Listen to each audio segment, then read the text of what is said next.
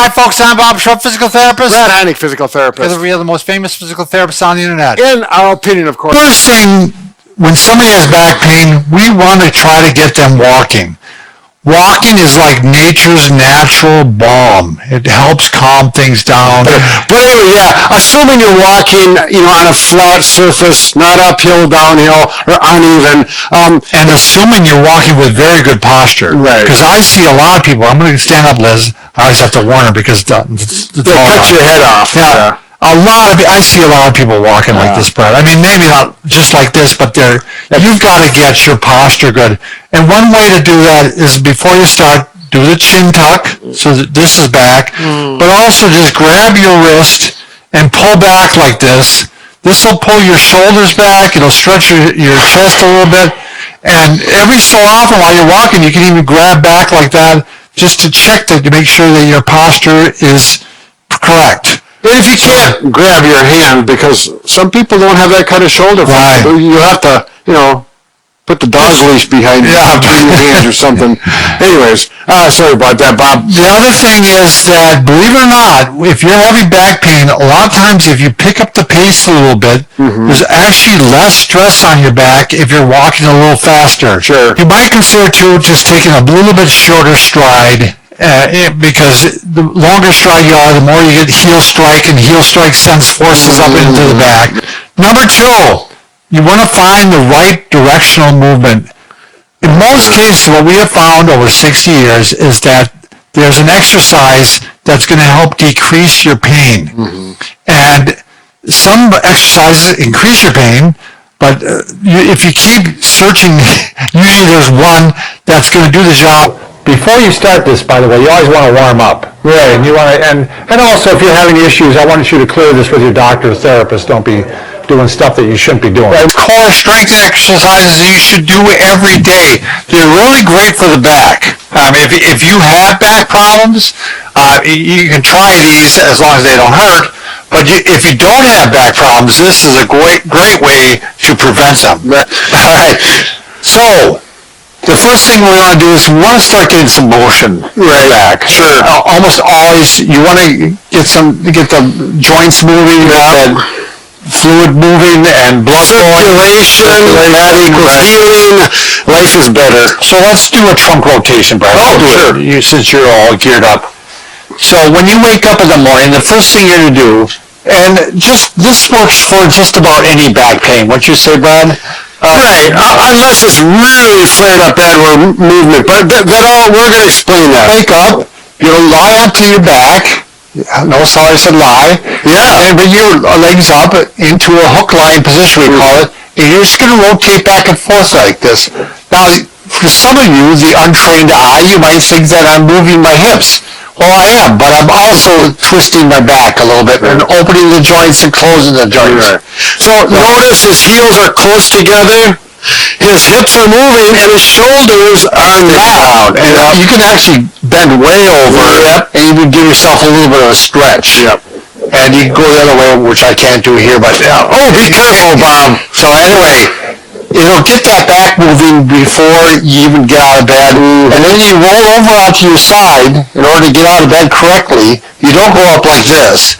You roll over onto your side and then use your arm to push you out. So we call that log rolling. In physical therapy school, that's what I learned. Now you probably would be doing these on the floor. You wouldn't be doing these in bed. You possibly could, but it would be difficult. Right. So the first one you're going to do is just simple bridging. So you're just going to lift the body up and you get into a straight line here. You're strengthening some of the bigger muscles here, but you're also strengthening the back. And it's something you can do with a good set of 15 repetitions. Right, so you get that glutes and multifidi and those other lower back muscles. They all work together, so you don't want to isolate. You want to work them together. And eventually you can go to... yeah. Now that adds another dimension. You also want to do... I'm going to make a sacrifice here, but I'm not going to even use a pillow. Ooh. I can also stretch the hip flexor by doing this and stretch it like that. Yeah. Yeah, so if you want to put a pillow under this knee, it can be more comfortable. A lot more comfortable. Bob is being very brave today. Right. Tough. So that's one way to do it. You can also lie on the bed and put one leg off the edge like this and pull the other one up like that. So this is stretches it too. All right, next one, Brad. All right, so you need to stay up here. Oh, yeah. Now, for some of you who are kind of rounded out in this spot here, this is a good one for you. Put your knees apart fairly wide, and you're going to put your arms out like this, and you're going to try to flatten that thoracic. You want to show that, Brad? Look at that right there. So we're looking at, it's got a little bit of an arch in there, and that's what we're looking for. This actually applies a little bit of traction. Yeah, it is a little traction, exactly.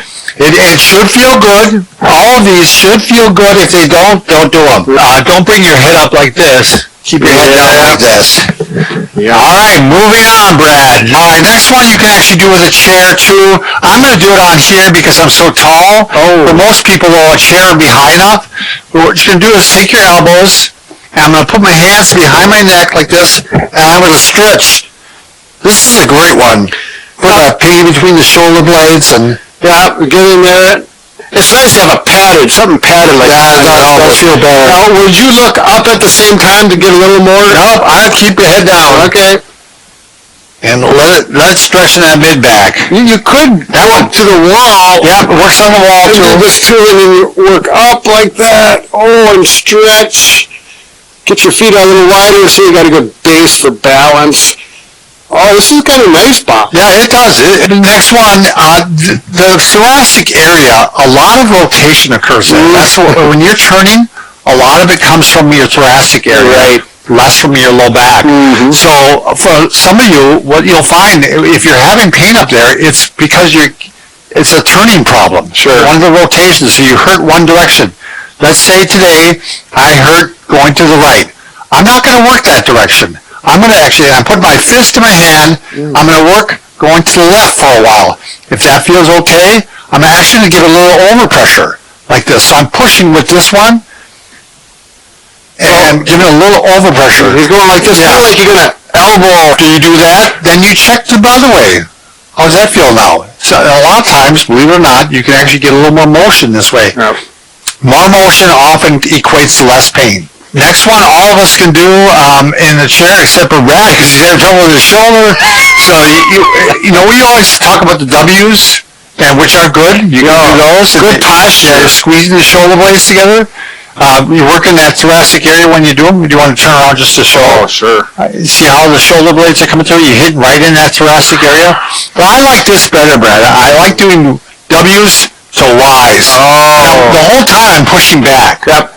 While I'm doing this, I'm squeezing my shoulder blades the whole time, and I just Go up against the wall. Oh yeah, do short Y's. People are going to be so sick of this one, but you have to do it. Yeah. And that's chin tucks. Yep. And chin tucks are so easy to do throughout the day. You can be in your chair, you can be in your car, you can be standing, talking to somebody.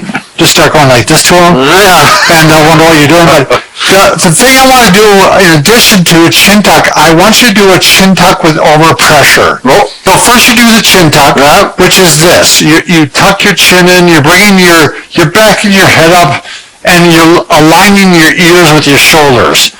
And what this does not only stretches the upper neck, it also reminds you where your head is supposed to be. It's not supposed to be here. But what about the overpressure? I'm going to do that. So then, after you do a few, then go ahead and you can use your fingertip like Brad, or you can use the crutch, and this really actually often feels quite good, and it gives a little even more stretch. Sometimes if I have time, I'll even bring my hand out here and I'll pull up, and you'll feel those muscles stretch better. I mean, we better lengthening. Next one. Butterfly expansions. So again, easy one to do on your chair, wherever you're at. Just put your hand on your neck and have the butterfly open its wings.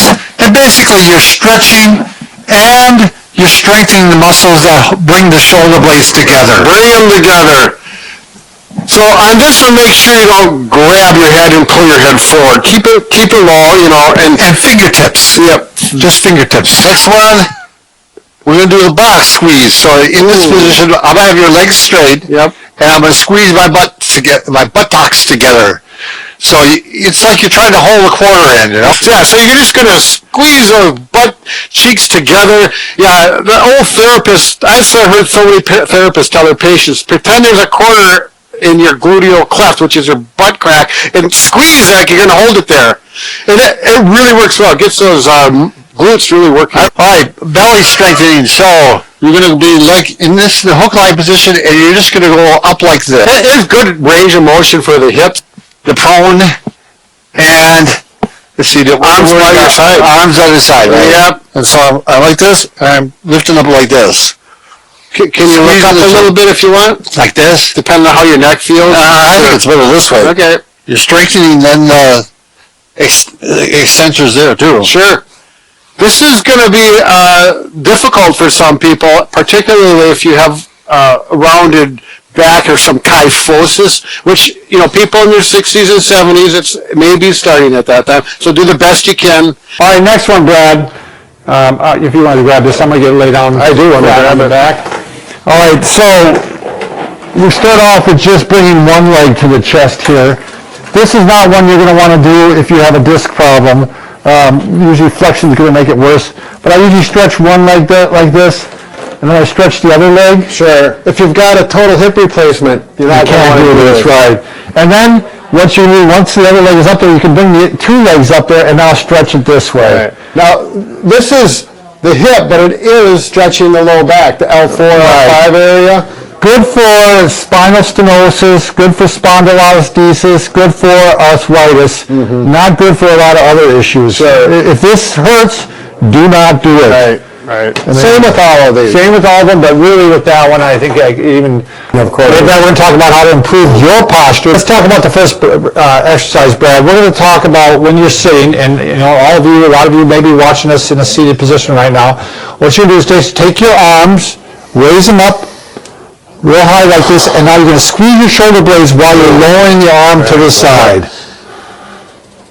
And one thing that really is helpful with this, Bob, is breathe. When you go breathe in and exhale and think about everything coming back and your body, everything's expanding. Excellent point. All right, next one, Brad, is a little bit similar, but you got the arms, shoulders at 90 degrees, and you're going to do basically hit the road. Okay. Hit the road, Jack. So you're saying like you're hitchhiking? Like that. And again, the chest is going that way, the shoulders are going that way, and you're pointing the direction your and it's working some different muscles in the back that help, hold the shoulder blade back and keep it in the right position. And it gets some nice rotator cuff. Sure, let's throw some shoulder stuff in there too. And that's what this next one too, Brad. You're going to go in the shoulder in the same position, and now you're going to go down like this and squeeze the shoulder blades together. This is a new one. We haven't done this one before, have we? But it's nice that you're going to go back like this, not down and forward, because we went down and back. And we're going to do how many repetitions of these? I would say at least 5. Sure. I mean, you can do more, right? But I think 5, you start to feel it, and it starts to give you that impression of where you should be, where your posture should be. Next one, Brad, is the hallelujah stretch. Oh, yes. Bob likes this one. Yep. This is really good, especially for people who tend to stretch like this every so often, and this works out really great in a chair that has a lower back, especially if you can kind of get your shoulder blades over the top of it. And you're just going to go back like this, and you can do it a couple of different ways. You put your hands behind the head and reach back, or you can just go back like this, basically hallelujah. Hallelujah. I just want to mention, if you got an office chair, those nice taller office chairs that come up to here, that won't work so well. Right. You might, do it in a different chair that's lower. Right, exactly. Okay, well, one thing you can do, Brad, you could put your hands back here. Oh, there you go. And go back like this, and, if you have the motion, if you have the shoulder motion. So you put and then sometimes even making a fist. That's what I had. I had a fist back there, Brad, and I go over the top like this, and it just kind of works it that way. Again, sticking with the non-equipment theme here. Right. All right, next one, Brad, you knew we weren't going to get all the way through this without chin tucks. Okay, so we're going to go ahead and do chin tucks like this. And again, as we said many times, don't go down, don't go up, just go back like this. And I like to give a little overpressure on this, Brad. Sure. I just do. That's a flick of your thumb. And do some chin tucks like that. By the snuff box, I remember that. Right, anatomical snuff box. So, next one, Brad, we're going to go ahead and, if you're like this a lot, these muscles, I've seen it where they tighten up on people to the point where they go back like this and they have hardly any motion. The platysma. All right, so we're going to go ahead and do some neck extensions. Again, this should be painless. If there is pain, just go to the point where you feel the pain and then bounce off of it. Right. So don't push into it. yeah. And eventually, hopefully, over time, you'll go further and further. That's the idea, and, give it a good stretch. Again, 5 times. We're not telling you to do all these by any means. I'd pick one, do it, and then maybe 20 minutes later, pick another one and do it. Sure, you better believe it. Remember to breathe on all these. Just relax and breathe. That makes such a big difference on how muscles relax and stretch. Yeah, very good point, Brett. I always forget that. Chest stretch. The chest, again, pulls you forward, putting you in bad posture, very tight on a lot of people. So, there's a lot of different ways you can do this. You can go back to this hallelujah stretch and just, now instead of going back, I'm just spreading my arms apart, and that stretches the chest. Right. Could I show you? Yeah. I like using the wall. It doesn't cost anything. There's usually walls wherever you are in a building. And right now, I don't feel it, but when I get back, this is an effort for me. I'm stretching, and I'm really working some nice postural muscles with this. While you're in that position, Brad, you can just show a snow angel, too, basically. Snow angel. So that's, you're stretching the chest while you're doing this, plus you're getting a little bit of strengthening. Right. Yep. A simple way to stretch the chest, I always got to get that out, is just to really, again, grab your hands like that and pull them up like this. And that's going to go ahead and pull the chest. I get that far out and I'm done. Yeah. That's all I don't go very far. As I was mentioning earlier, sometimes I just take my hands like this and rub that muscle. Yep. And it does seem to release it a little bit. I definitely feel a ropey, knotty muscle in there. I'm going to get that one to loosen up. All right, why don't we show the levator scapula stretch, Brad? You can take that side, I'll take this side. Okay. So we're stretching the muscle on the side of the neck here, because a lot of times if you tend to sit all day, one day, people tend to tilt their head one way or the other. And if you tilt your head this way all day long, you're going to be tight here. If you tilt your head this way, you're going to be tight here. So you're going to take your hand and you're going to grab the edge of the chair, and then you're going to just pull over like this. Keep in good posture. And you're going to pull over, and now if you want, you can also take your hand and give a slight stretch, just gentle. And I'm going to add one thing. If you want to get more of the levator, if you kind of look down, like if you have a chest pocket there, and then look down, it stretches a little bit differently. Oh, you're right, Brad. I missed that part. Yeah. So Fingertips only. they're both are getting the side neck, but this one actually gets the levator specifically by going down like that. It's nice to do both sides because we don't have a chair here. I can grab here, I guess, and get that. But that helps lock the shoulder blade down. That's why we're grabbing down there when we're stretching up here. Now, the other one is a hip flexor stretch. Now, this is more for the back. We just did a whole video on this. If your hip flexor is tight, it's going to pull you over into a flex position. There's a lot of ways. We just showed 7 of them, right? Or what did we do? 7. It was 7. Okay, and you can just take a pillow. I'm going to show you one of the simple ones. You're going to go ahead and put the pillow on the floor, get your knee on it, and I'm bringing the leg back like this, and I can go ahead and stretch that hip flexor. Hip flexors tend to be tight in people who sit a lot, so this is one you're going to really want to do if you do sit a lot. Sure. Not easy to do at the office, though, is it, Brad? Don't go up on the desk and do it here. Go on the floor, please. Right. Again, this one and the next one is more of one that you probably do at home. Just take a minute or two just to go ahead, because this is the other one you're going to stretch your back, because people tend to be, their back tends to be lacking extension because they sit all day. I do it twice a day. Sure. And it's just like we talked about. I don't spend time, I do it right before I run, and sometimes I do it before I'm going to bike. Sure. But I usually pick some time in the afternoon just to throw one in. Sure. How about a door stretch, Brad? We got a picture of a door here. We're going to get a movable door for a prop that moves in and out. That's one of my goals. Put your hands, your arms on the side of the door, and I'm going to lean in like this. And again, just a good chest stretch. I wanted to show you a couple you can do when you're standing. Right. So this is a good one just to lean forward, give it a stretch. And you can go into a corner like this and do it. Start out low. Oh, yes. Oh, standing back extension. This is another one, again, just kind of like what we were doing down there, laying down, but now we're going to do standing, where you can just kind of bed back. This is kind of the one you see pregnant women doing all the time. So this, and again, the back tends to tighten this way because you're sitting all day, so you're going to go ahead and just give some quick stretches this way. Good one to do when you're walking or getting up from the desk, it's a good one to do. Balance it out, Here, I'm going to show you the clamshell. This is a nice one. It's a little easier. It'd be nice to have a pillow. Here, I'll give you a have a nice day or have a good good, thanks. So, and simply the clamshell. It's not a real aggressive, but I can tell you This is a great one because it's harder than it looks. Yeah, it's going to work the glutes and the hip abductors, and this is a fantastic one to do Right. for back pain. Thick, 5 foot long, doesn't matter what kind of You can use a broom handle. Use wood doweling. Yep. You could use a standard PVC pipe. Yep, go to the hardware store, and it should be 5 feet and about an inch and a quarter. Nice to have something on the ends too. Like I know one person actually took some tape. We're going to start with the back scratcher. I was showing these with my wife. I said, grab it like this with your thumb down, go over the top of your head, and this is really helpful. I'm hitting the ceiling and I'm tall, so I have to sit down and do this. Why don't you just grab on the end, Bob? Oh, there you go. That was on the end. There we go. So we're not scratching our back, but we are working the shoulders so that you can reach behind. Yeah, what you'll find is generally, if you have a painful shoulder, if you compare the two shoulders, like let's say you have one good shoulder, one bad shoulder, the bad shoulder will probably go up this high or maybe even this high. The shoulder that's not involved will go up this high. Yeah. So you want to regain that motion. It's going to make all the difference in your pain. The next one is the same thing, but it's called the chicken wing. Yep. And now none of these should create any sharp pain. If they do, avoid them or just go to the next one or do it less aggressive.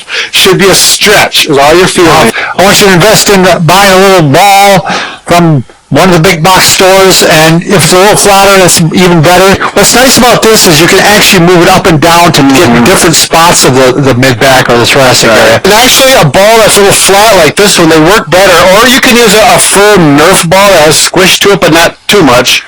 I work my way down. What's nice about this, it's so convenient. Like if you're working at your desk, just pull the ball out, do a couple of these, and then you're done. This is a good way to get thoracic rotation and a little bit of strengthening too. So on all fours like this, and we're going to take one hand, keep your knees and other hand on the floor, and we're going to go up and stretch like this. So we're getting rotation and a little bit of strengthening of the mid-back too. And there. That's the side one's better because I want to show what a normal person should look like. You're the last thing from normal. Look at this. How about here? Not here. Yeah, but you were a gymnast. I'm built like a gymnast. Yeah, you really. Today we're talking about 7 advanced pain relief stretches for the spine using a yoga strap. Some of these stretches may help you immediately. Others may need to be done a while. Sometimes if your muscles are tight and they're what's causing the pain, of course it takes a while to stretch muscles out. Right. So, but and when we're talking about the spine includes the neck. Yeah, from C1 down to L5, the whole works. So that's where we're going to start, and we're going to work our way down, all the way down to the bottom, and we're also going to include a couple muscles that affect the spine. Well, everything's connected, Bob. Right. So, all right, let's start off, Brad. You're going to need a strap. Some of these can be done with a towel sometimes. Right. Straps work a little bit better, but yeah, you can use a rolled-up towel. So we're going to do, I'm going to like the side view on you, Brad, if possible. Profile? Yeah, profile. My right side is my best side. I'm glad to hear that. All right, so we got the stretch out strap. And we're going to go ahead and we're going to work on cervical extension. Now, the thing about this, especially when you have a strap, you can do it 2 ways. One, you can go down like this. Sure. Yep. But I actually, when you got the strap, I prefer this way. You're actually going to slant it up a bit, go up towards your eyes, because that's how the vertebrae are stacked together. The joints are lined like that, so you're going right along with the joints. The other thing is, Brad's lost his mic, well, I'll keep talking, is that you can hit different levels with this then. You can try certain heights, you lose mine too. You can try certain heights with it, and if it doesn't work, go a little bit higher or a little bit lower. But you're going to do this, you're going to pull and you're going to extend. Pull and extend. You're trying to extend it as far as you possible. Now look at my hands. They're moving with me. You don't leave them stationary. You move them with you. and you want to go further and further and further. If you have pain on one side, let's say on the left arm, I would just use your right arm and pull back like that. Now this is the number one exercise we use for cervical radiculopathy or like a pinched nerve in the neck. Right. But it's also just regular old neck pain. You know, the type you'd find on somebody with arthritis even. You could give this a try. Because quite often what you'll find is people are lacking that motion going back. And when you're lacking motion, you want to regain it as much as possible. All right, next one, Brad. Let's say you are lacking rotation, which is very common. Now I got to be careful with this too because I'm going to hit a mic. So what we're going to do, this is a little tricky, but you're going to hit different spots. But again, this one generally you want it up higher. Brad, do you want to show that? Kind of right underneath the ear. Rotation. Yeah, rotation. So, and what he's going to do is have it up higher. Now this can go straight across if you want, but he's going to switch hands. So he's going to grab the left strap with his right hand and the right strap with his left hand. And so he's going to pull over. And now the whole thing about this is it should be pain-free when you do this. It should not, yeah, I should use the handles here, Brad. That's the beauty. That's the beauty of it, yep. And you don't want to move your whole body. You want to keep your shoulders in place. In fact, sometimes they talk about having you hook the arm around the chair if you can. I don't know if you're able to do that, Brad. And again, pain-free. If it hurts, you don't do it. All right, I'm back, Bob. All right, next one is thoracic. Okay, we're moving down the spine, and we're talking about the mid-back. So from about right where the neck ends down to about underneath your shoulder blades, or a little bit further underneath your shoulder blades.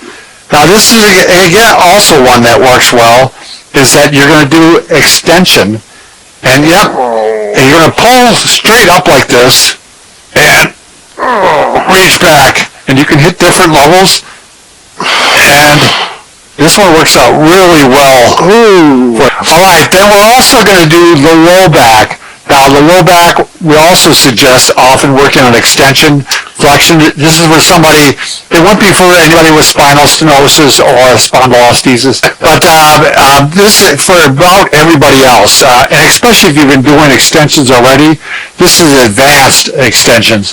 So you're doing it with a little overpressure. So I'm lying down, and I'm going to put the belt on a lower level, like this. I got my handholds, yes, Bob. Easy grip. You don't have to have a real strong. Look at that. Can get the overpressure on there. So if you're doing it standing, I can do it a little bit, not like normal people, but you know, you do it just like this. Oops, did I hit you in the face? No, you're fine. And you can do the same thing, except for down here, and go backwards.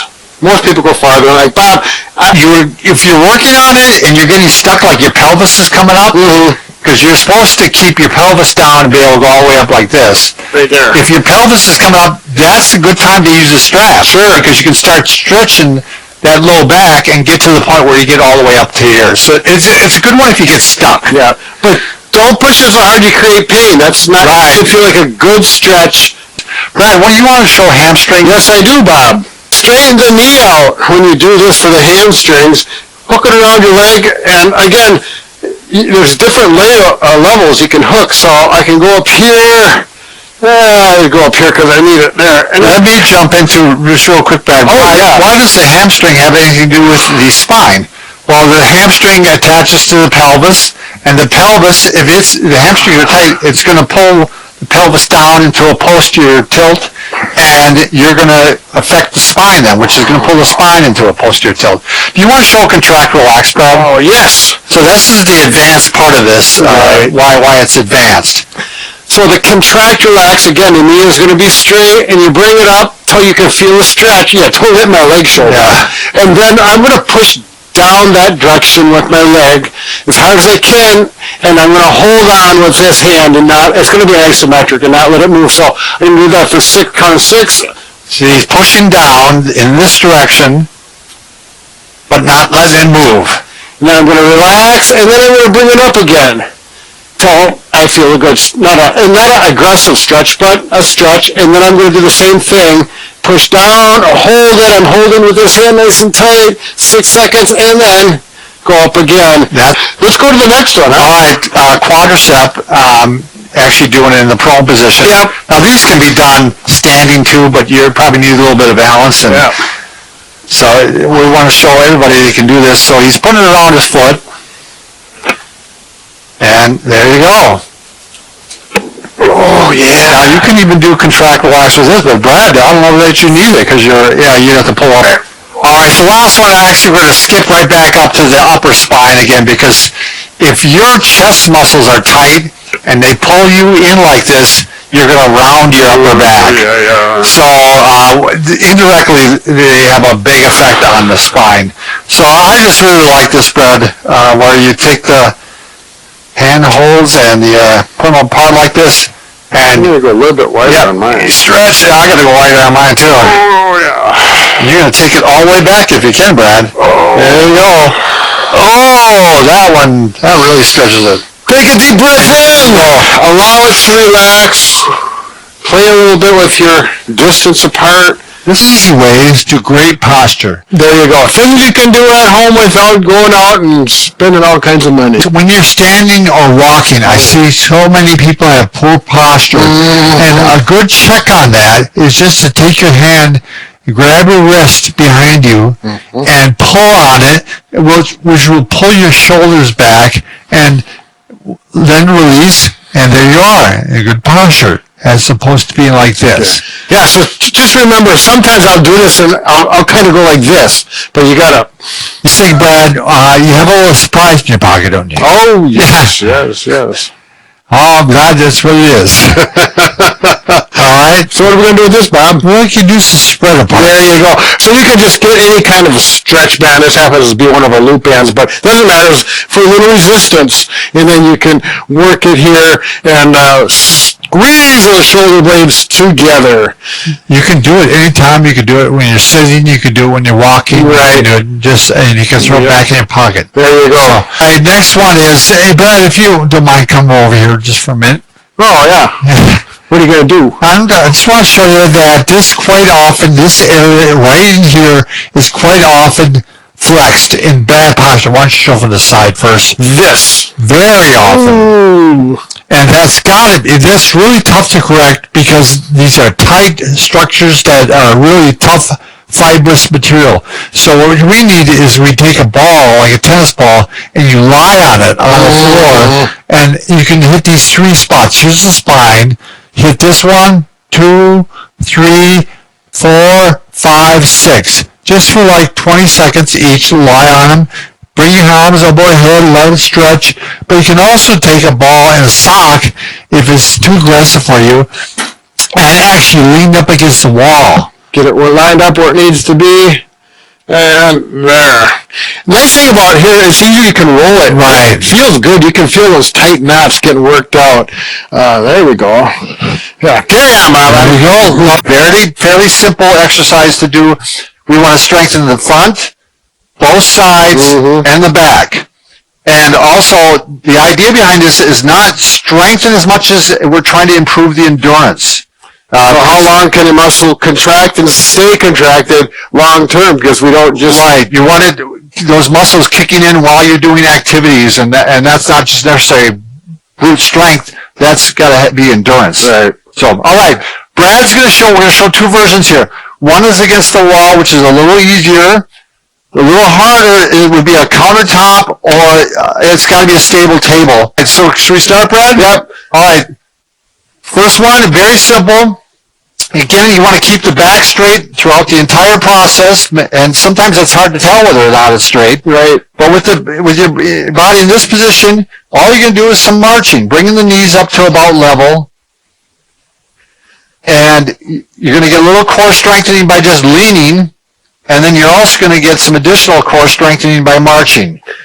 So we're going to do it 10 times. You're really focusing on the abdominal tightness right now, and everything else around the whole abdominal is the whole core region is being strong. Yeah, everything's kicking in. Yep. All right, next one, we're going to work on the right side right now. So you're going to lean against your elbow like this and go off to the side here. Now this is, again, going to be a lot harder than for Brad. Now he's doing it with the arm straight, and that's fine, or you can do the arm bent. Either way, that one's going to be harder yet. Yeah. So you do a count of 10, relax, and then you can do another set of 10. This is one of those things that is harder than it looks. Yeah, all right, we're doing the other side, aren't we, Brad? Yeah, one thing I want to point out, and we've talked about this recently, is when you're doing this and you're tightening that cord, actually with your free hand, you can feel it. palpate in those muscles and feel that they're working, and that can be some good biofeedback as well. And again, we're counting to 10 to do a set of 10. You might want to flex a little bit or extend a little bit and find the position that it feels best at. The sweet spot. The sweet spot. Right. There you go. Yep. All right, the final one, we're going to work on the back now. So we're going to lean against the wall, and this is the bird dog. So now you can start just by lifting the leg because this is going to be new to you. We're going to go ahead and do alternating. This is a little more difficult. Opposite arm and opposite leg. Again, trying to hold for a count of 10. Oh, yeah. 2, 3, 4, 5, 6, 7, 8, 9, 10. If it's too hard for you, go a little closer to the wall. Yeah, or you could start out with a count of 5 and work up to 10. Sure. We're flexible. Remember to breathe. Oh, you're already doing the opposite. So if they have left leg, it's the right arm that comes up. Correct. Yep. You are correct, sir. Primarily for the low back. Okay, yeah, this is for the general person with back pain. If it's not spinal stenosis or spondylolisthesis, the vast majority, like 80% of the people are going to want to do this one. Sure. This is a great one to do. You start off just what we say prone, laying on your stomach, and you see how you tolerate that. And if that feels okay, you're going to take your hands and you're going to go ahead and put them beneath the shoulder like this, and you're going to start doing press-ups. Right. Now, understand this. This is not a push-up. I'm keeping the pelvis on the bed, or probably on the floor is going to be even better. Right. Carpeted floor is the best. Right. So I'm keeping the pelvis down. I'm not doing this. Right. You're really going to want to concentrate on sagging the lower back. Sure. And what's nice about this is you really can do this in a minute. I mean, you do 10 repetitions enough. You can work up to 10 if you can't start off with 10.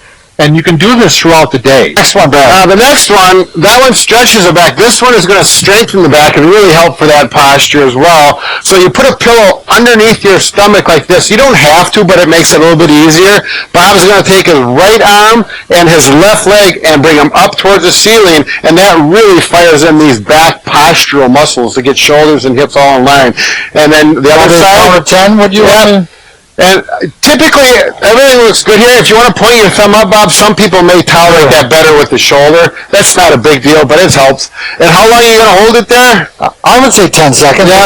Yeah, because it's a postural muscle. If it's hard to hold 10 seconds, 2 or 3 seconds to start out with, and as you continue to grow with this and get stronger, you can, go for 10 seconds.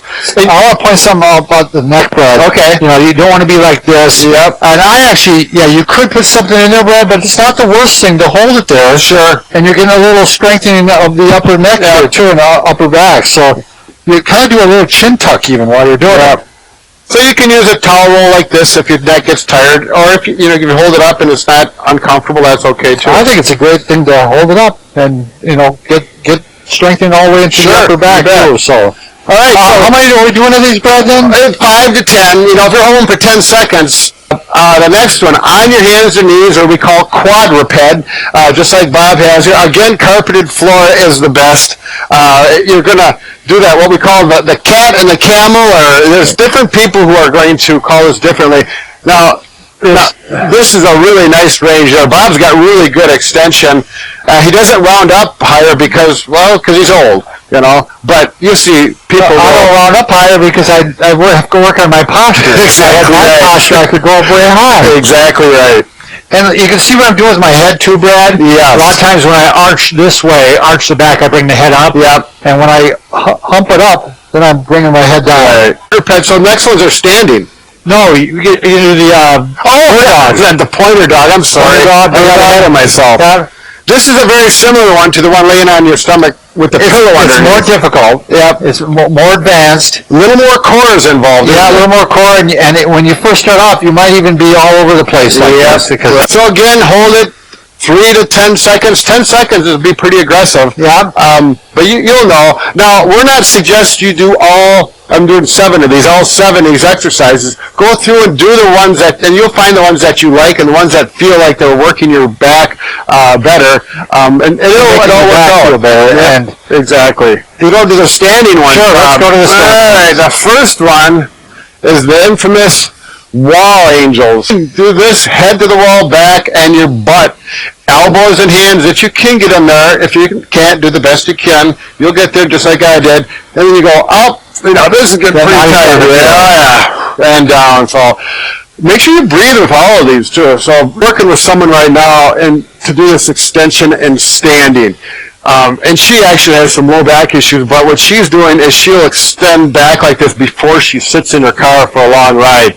And then when she gets out, she'll do it again. Excellent. That's exactly right. Like if you do some, even like when I start the lawnmower, I pull, then I get up and I do a few of these because I was in that bent over position. Right. You want to maintain that full range of motion of your low spine, especially, in this case, low spine. It's a good counter for us to do after you've been doing a lot of bending. Right. So you want to do this one? elbows on the wall. Yeah. Oh, this one. This one's a little hard for my low back issues. So, hands around the head, elbows, and you bring your feet away from the wall about a foot and a half. Oh yeah, this is a stretch. This is a good one. So this gets at mid-back as well as the low back. And we have a lot of good feedback on this particular stretch. Can do standing, but I think it's a little bit better seated because you're a little more relaxed and you got your pelvis stabilized. But you put one arm here and here and give yourself a big hug, and then you just hug and squeeze, and you can do this and then squeeze and round the back out, and then shoulders forward, and you can feel those muscles right across between the shoulder blades stretch out. Okay? Take a deep breath in here, and then exhale and relax as you stretch out.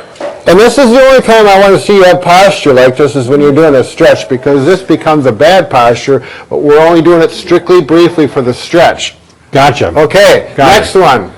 Oh, now we're going to go in the other direction. Well, actually, we're going to go side stretches. that's right. Planes. We're doing forwards, flexion, extension, now lateral movements as far as therapist train of thought.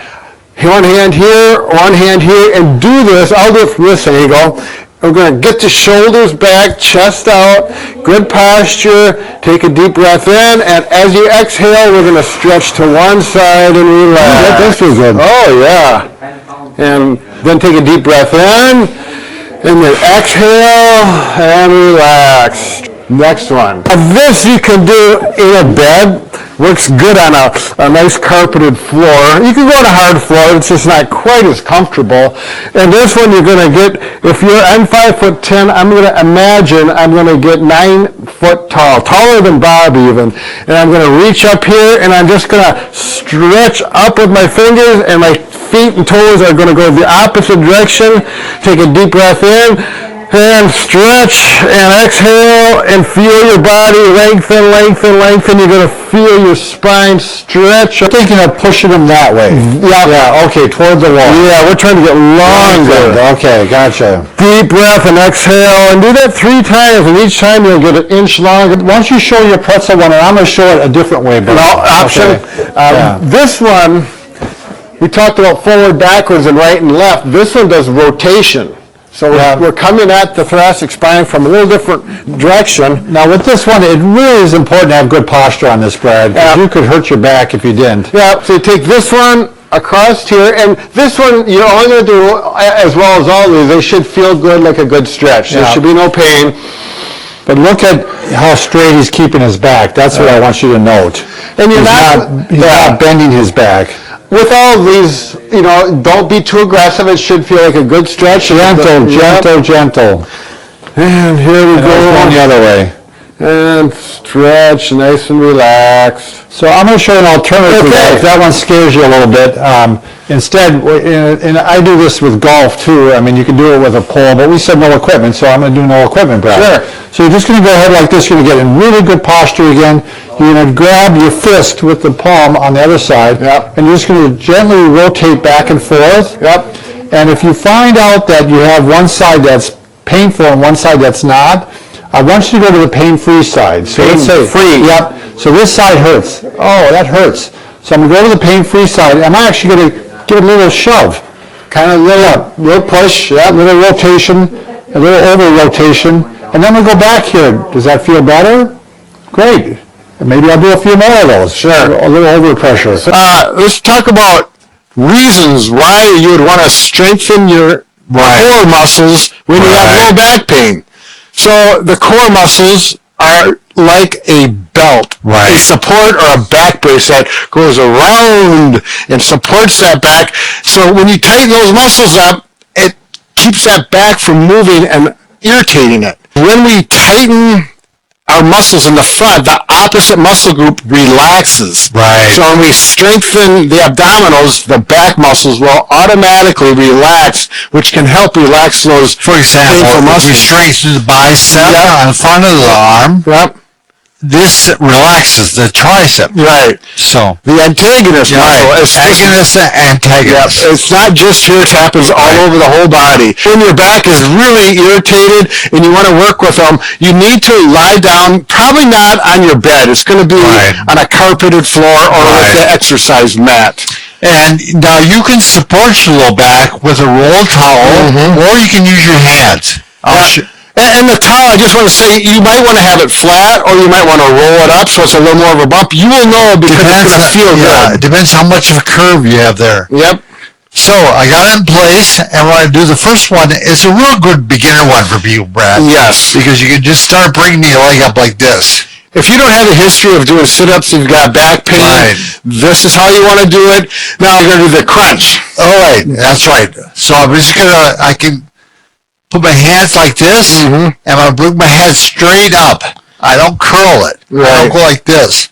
I just go straight up like this. Lifting the shoulder blades off the floor, 1 inch is all you need, and everything else stays stable. Take his hand and put it under the chin to stop it from going like this. Yep. Right? So like that. That's a good idea, Brad. You want to increase the strength, and you happen to have some bands, either the large loop band or just a regular band with the handles. They're going to come in really handy. I'll show you first. I tried these years ago, and they're tough. Yeah. I mean, they're, you will feel it. But you're doing them lying on your back on the floor, which keeps your back in that nice neutral position in a much easier fashion. Position, yep. So if you got the handles, you're going to need shoes on for sure. And you take them like this, and you simply put them over your toes. You're kind of wondering what's going on, I suppose. You're going to have to pull your toes up towards your knees, dorsiflex, to hold it. And I'm going to be like this, and it's the same exercise as, and you can start out with 1 knee to the chest, and as it gets better, you can do this, and that just offers a little resistance, but a little bit of resistance. We want you to try some deep heat. Now, that's where the Thermodex comes in handy. This is an expensive treatment. We're not going to lie to you, but it works really well. You can also use a lacrosse ball, and actually, Brad, if you want to take one, but I'm just going to show it here, even though you'd have to do it on a hard floor. Right. You can actually just roll around on the ball itself and work on those hip flexors. So you're getting right in here. It's kind of a weird feeling, but you have to approach it and get used to that. Yeah, and you want to find the tender spots. I mean, if it hurts, that means that it needs some work. Yeah. So the better option for this is actually to use a massage gun.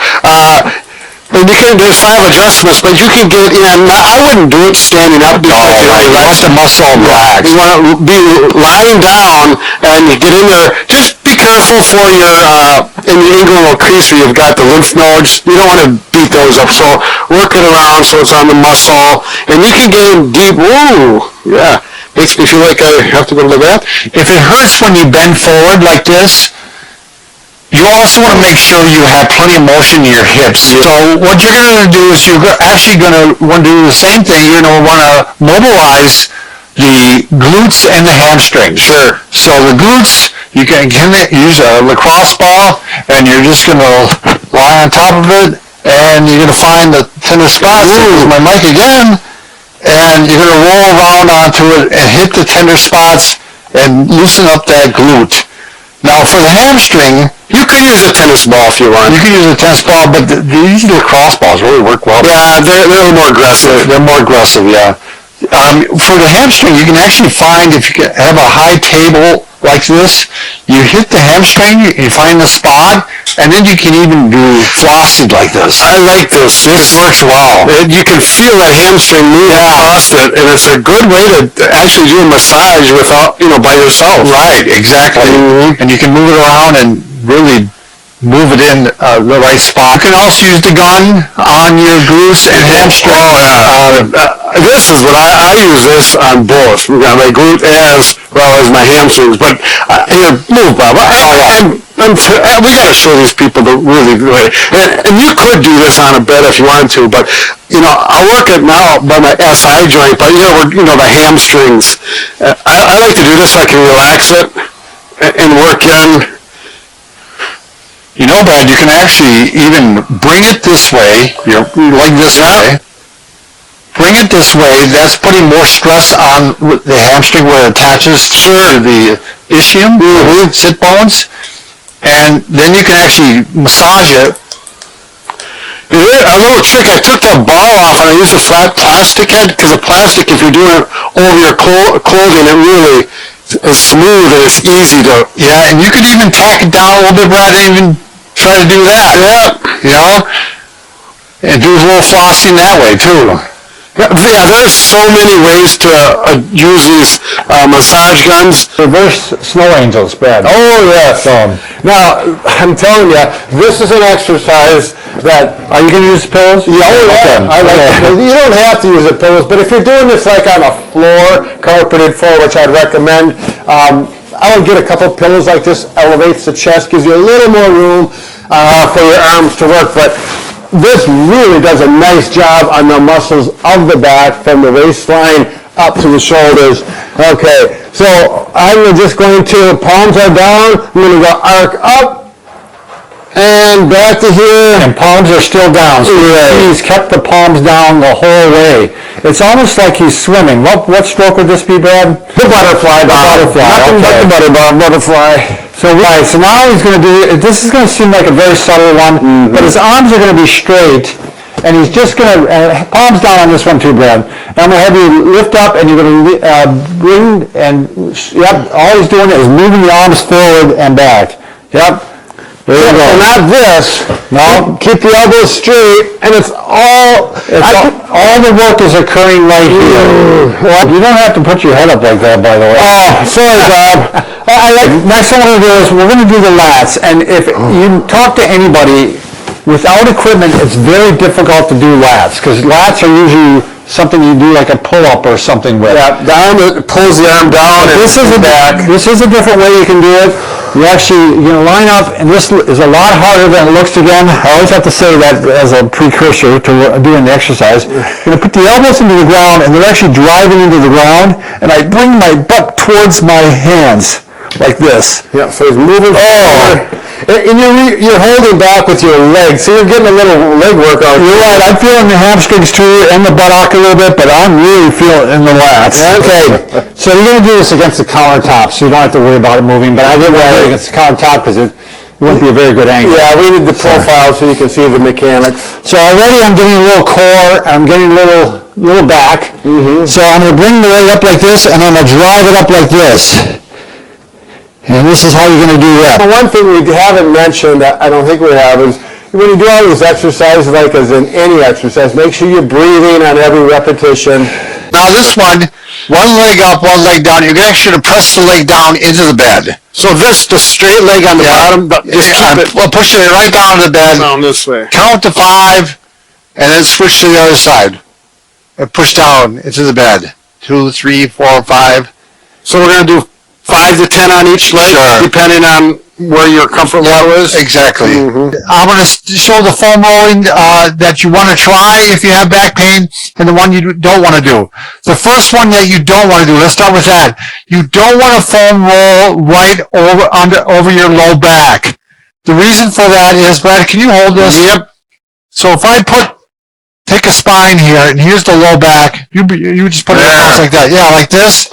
You're really jamming, you see there's a lot of little joints there, you're jamming them all together. And that's not going to feel comfortable, it's just not going to be good for the back either. It's a little aggressive, because when you go up to your mid-back, you also have the rib cage supporting the spine, which makes a big difference. And also, the rib cage, I mean, when we go up to the mid-back, which we're going to say you can go ahead and do, we don't want the low back, you can do the mid-back, is because a lot of people start getting rounded out here. Yes. So we're trying to stretch that out, get back into the right position. So why don't we start off with that one first, Brad? Let's do the mid-back one. All right. You're going to go that angle, I'm going to go this angle. Sure. I'll start from this side here. Great one to do. It's probably one of the best foam rolling exercises you can do is the mid-back. Just get it in place. And I did this morning. I'll do it again right now. Oh, that's Very simple to do. You see, I lift my butt up, and I'm using my legs to, roll me back and forth. Very simple to do. Next one, Brad. Let's keep it rolling here. Now, if you want to do one for the the low back, this is what I just did, Brad. I tweaked my back a couple of weeks ago, and this felt so good. I thought, we got to show this. So I think I'm hitting the kind of the quadratus lumborum. And what you're doing is you're not going directly on the spine. You're going onto the side. Yep. We're going off the pelvis. We're not. Let me show you here. Show the spine. So I'm like this. See, I'm not on the pelvis itself. I'm off the pelvis. I'm catching right into this area here. Yeah. Probably catching the quadratus lumborum, wouldn't you say? Yeah, which happens to be a pretty big muscle that controls that low back. And look what Brad's doing. He's a little bit off, not right onto the side. You're a little bit like 3/4 angle, aren't you? Wouldn't you say, Brad? Yeah. I'd give the pelvis about a 45, 50 degree angle, 51 degrees. Kind of 45 degrees this way. And you roll, I don't know about you, Brad, right off the pelvis. That feels really good. What you're going to do at home is do what feels good. You'll know. You'll know. All right, next one, Brad. Now we're going to go ahead. This one is a little not as direct, but your hip flexor muscles come up and attach into your pelvis. And if they're tight, which often they are, and a lot of people who sit a lot, they pull the pelvis over like this and they affect the back. So it's going to do this type of thing here. Here's the pelvis. The hip flexor, a tight hip flexor is going to pull it over like that. It's going to kind of put pressure on the back there. Okay, the hip flexor, you do one at a time, the way I do it. Okay, here we go. So I'm rolling a little bit off onto the side a little bit again here. And this is a great one for hip pain. Just as the hip flexor can affect the pelvis and the back, so can the hamstrings. Oh, right. We're going to do the hamstrings too. So we're going to go ahead. This is the last one we're going to do on the floor. You're going to go ahead and you can roll them both to start off with. That's usually what I do. And then I go down to one, and you can even cross your leg over, and that really hits that one. And the hamstring member goes all the way up to the pelvis. So roll it all the way up there. Way up to the buttock area. All right, last one, Brad. This is just a real simple one you can do. If you want to get into the low back without putting too much stress on it, you can actually get it right around the pelvis here and lean back like this. It gives a little overpressure to the back. It's gentle, but you're stretching into extension. It's a nice one to do. You better believe it, the ab wheel. Exactly. And we think this is probably one of the single best abdominal exercises you can do. Yeah, I mean, it's a simple device, and it's effective. And there's a solid pipe on here. It's not just plastic, and the wheels are pretty heavy duty. Very simple, but I'll show you how to use it first. So what you want to do is keep your back in as neutral as possible. By neutral, I mean don't be humped up like this, and don't be arched like that. right. Okay, because when you go out this way, it's going to hurt your back. Yeah. If you're too arched like that, you want to be in the neutral position, which is like right about like that, and then you go as far as the wheel will let you go, which for a rookie like me, it's not very far. And believe me, Listen to his voice when he thought, this is really working these muscles right here, those rectus abdominis. yeah, it really does. That's where I felt it. The other thing I like about it is, if you understand weightlifting and how muscles work, this direction, you're pulling the muscle this way, so you're working the latissimus, you're working the abs, and you're working the glutes. And all of those attach into the back. They all through fascia. Right. So the abdominal comes in and it attaches through fascia, the latissimus through fascia, and the glutes through fascia. So they're strengthening your back and your core is what they're doing, in addition to the rectus. Sure. So it's really a great exercise. I would just throw it into your routine, whatever abdominal workout you do, throw some of these in there.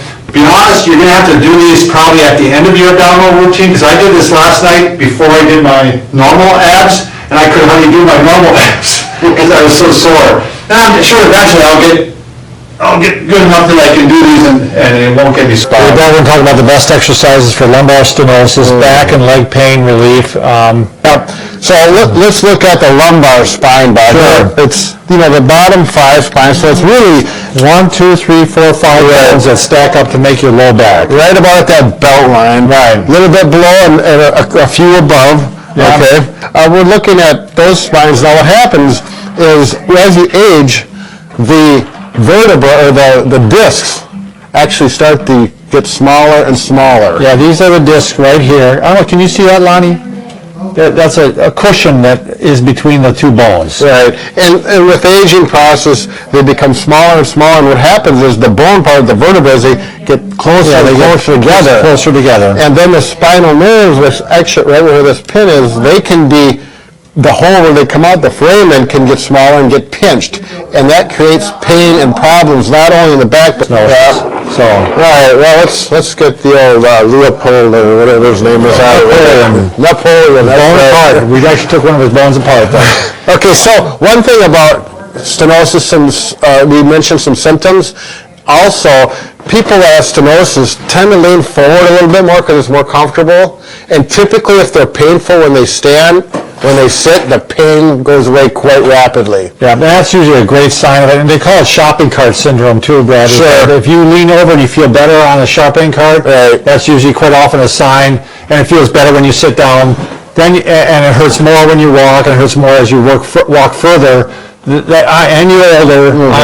That's the first thing I'm thinking is spinal stenosis. Right. It's just so prevalent. I mean, I see so many people with it. The part that with this course, where the instructor emphasized, the legs feel fatigued. Right. Because some people might be thinking, well, maybe it's because there's not enough blood flow, which is another possibility. Or strength, endurance, Right. and that all is a possibility. But quite often I see it is just merely the pain is causing them to stop, or fatigue is causing them to stop. So how do we correct it? Right away when you get up in the bed, if you can get up in the bed and you have stenosis, if you can do both knees and pull them to your chest, and you don't have to pull hard, you don't have to hold it for 30 seconds, but if you just give a nice gentle pull, hold, pressure on, and then back. Knees and chest with a stretch is a good way to do it. Now, the other thing we want to do is strengthen the abdominals, Bob, because that's going to help posterior tilt the pelvis, which flexes the spine, which decreases the pain and symptoms.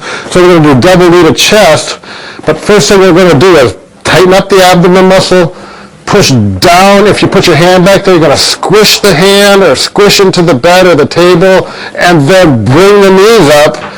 Maintain that back flat into the bed or the floor, and do this abdominal strengthening exercise. But it's really important that you squish down here. Flat. And also, if you're just really quite weak, you might start with one leg. Good point, like this. Yep, there you go. And work your way up to the two legs. Sure. Again, I don't want to see increased pain when you're doing the double leg.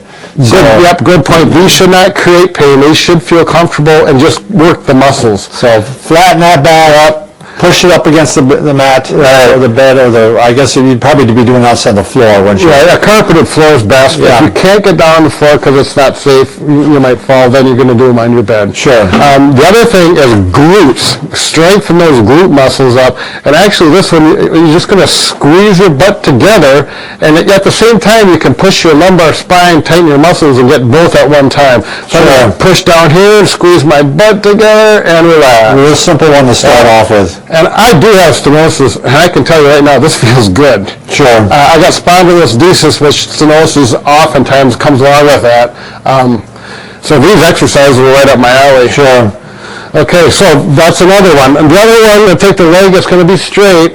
Now the key right here is you're going to bring it up till you feel a little bit of a pull, and then you pull your toes towards your nose.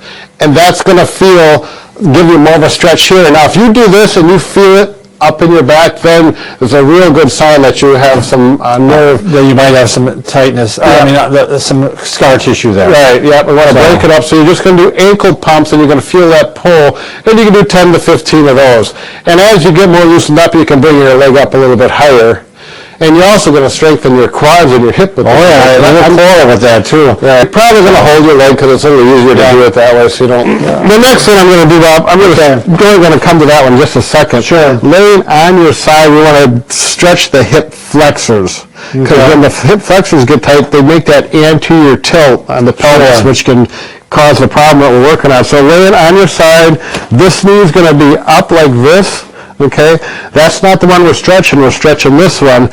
Now, if you're flexible enough and you have enough freedom to grab your ankle, and then we're going to pull this like that. Are you looking for something so they can see better, Bob? I was going to say, he's doing this. Right, yeah, except for laying down. And actually, you can do it standing, just like Bob said, but a lot of people that have this are older, and that would not be. Well, I mean, you could use the stretch-out strap on that too, Brad. I mean, you can.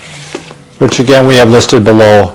This comes in real handy sometimes for these types of things. Yeah, so instead of reaching for my foot, I can just go over my shoulder, and I'm going to grab here and stretch. Yeah. And I want to bring my knee back away from this knee, so it's trying to get behind me, so to speak. I'm going to bring the strap behind. Yeah, he's trying to pass back beyond the hip here somewhat. Right. And finally, and most importantly, is if you have a towel roll, or if you happen to have a 6-inch padded roll like we have here. We do have a towel roller. If you don't have one of these, this works best, but this works okay. Just you really got to roll it up pretty tight. We got tape sheets and rolled up there. Right. And you should get the low density one because they're a little more comfortable. And as you're laying there, you could do this on the bed, but it's going to sink in, and it will work. Again, carpeting floor works the best. Now, you're not going to put this up under your back, above the belt. This is going to go below the belt line and on the sacrum and actually closer to the tailbone. And then you're going to bring one knee up, and you can feel that right now. It's already putting my spine into a flexion, my lumbar spine flexion. And I'm just going to gently pull here and get a stretch. Only one knee. You're not going to do both knees with this one. One knee at a time. One knee at a time, Brett. Exactly.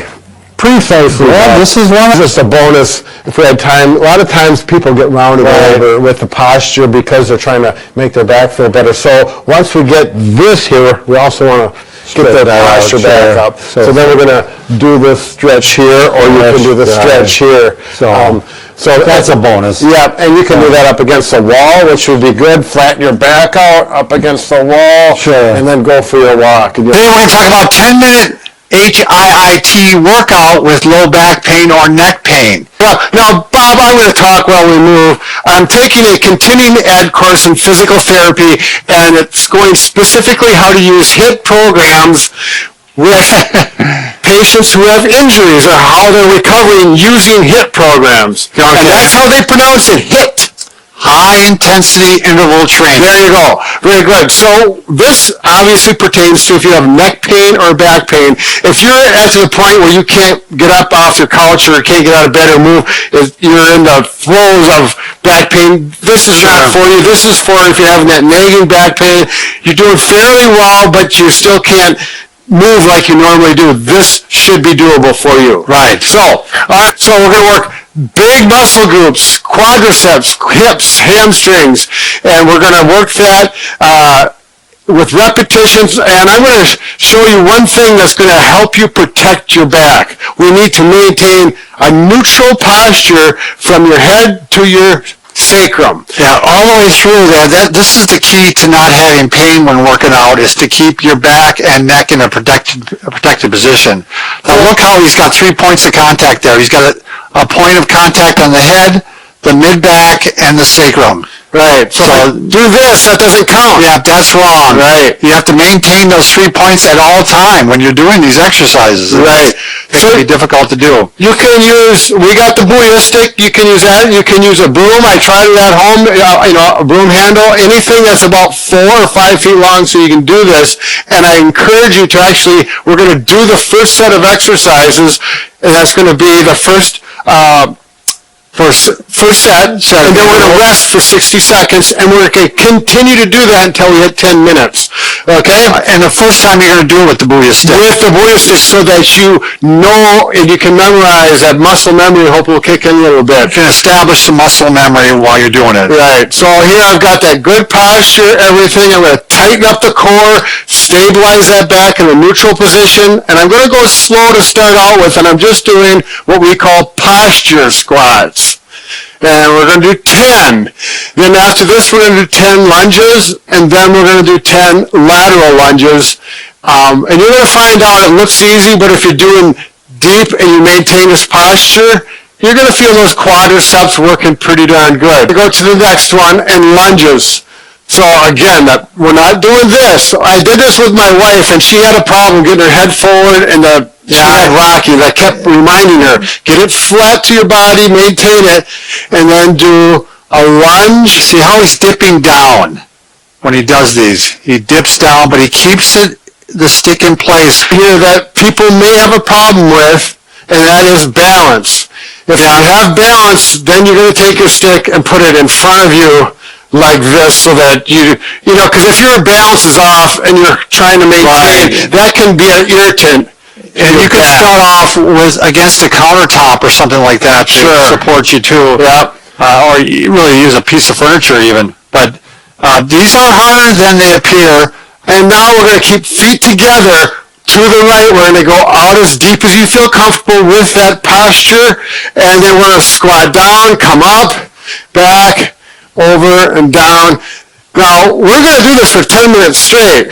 Right, I'm sorry. Yeah. So he's doing 10 reps. He's doing 10 reps of the squats, 10 reps of the lunges, 10 reps of the lateral lunges, and then he takes a 30-second rest. Right. It can go 30 seconds to 60 seconds, but if you need more than that, you're welcome to do it. We're going to go for, I think we'll go for 30 seconds just so we get going, but you can pause the button if you want. Okay. Now you're going to start over again. You're a good point when you do this, the lunge, don't let your knee go past that vertical line. When you do the squat, the same thing. Don't do this, do this. Do back. This is wrong, this is right. Okay. Technique is so important. Technique is a lot more important than number of repetitions and everything. Get the technique down. Because as you get better with it, you can go a little deeper, a little faster. Exactly. There's no race on this, particularly if you got neck and back pain. Yeah. We're looking for good quality motion. I'm going to go a little deeper on this one. I've got my good posture. You're using the stick for balance now. If your neck and back are feeling good, you want a little more muscle workout, just go a little deeper. Number one concern is keeping the back and neck straight. Right. That's number one concern.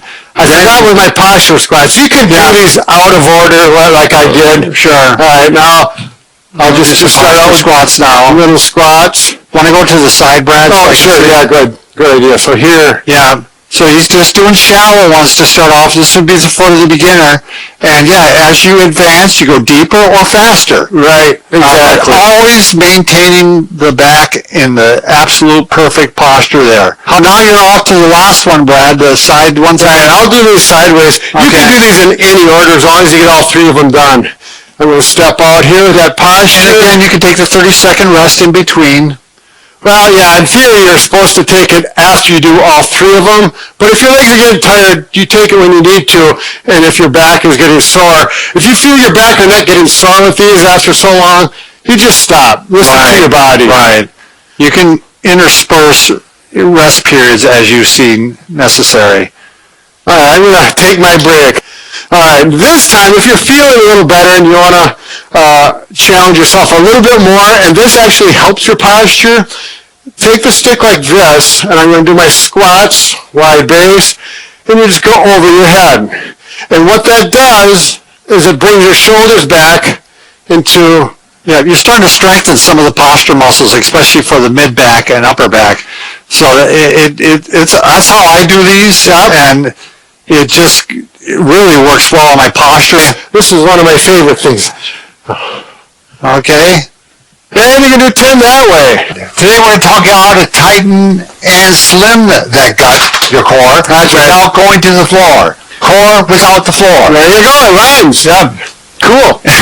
Oh, we gotta, to get these muscles tight, slim, there's more to life than just sit-ups, going down on the floor and doing sit-ups. Actually, in a lot of ways, doing them this way is going to make you not only get slim and thin, but it's more functional. It's going to promote core strength. That's going to help your back. Okay, so Bob, what you're going to need for this is you're going to need at least one band with some handles on it. When you get a set of these bands, like with our bands, you're going to get one of these things, and that's made to go into a door. Right. You have to anchor it to the wall, or at chest level and above head chest level. With these, you put the band in like this. And so you take this part and you actually put it between the door and the hinge, right? The door and the jamb, and you close the door on it. And it's a really nice, safe way to do it, and you can adjust it higher and lower. What we found out that we used the wall anchor. We actually invented these because they work out much more efficiently, and you'll see why. But if you have this, these work perfectly fine too. So we're going to start with number one. The goal is 10 to 20 reps of these to start out with. You can go more if you want, or you can go less, whatever fits your fitness level. You certainly don't have to do all of these. You can. But if you may want to pick out a couple of favorites, and those are the ones you'll do. Absolutely. So we're going to work them, the six back muscles in the front. Abdominus. So we're going to start out like this.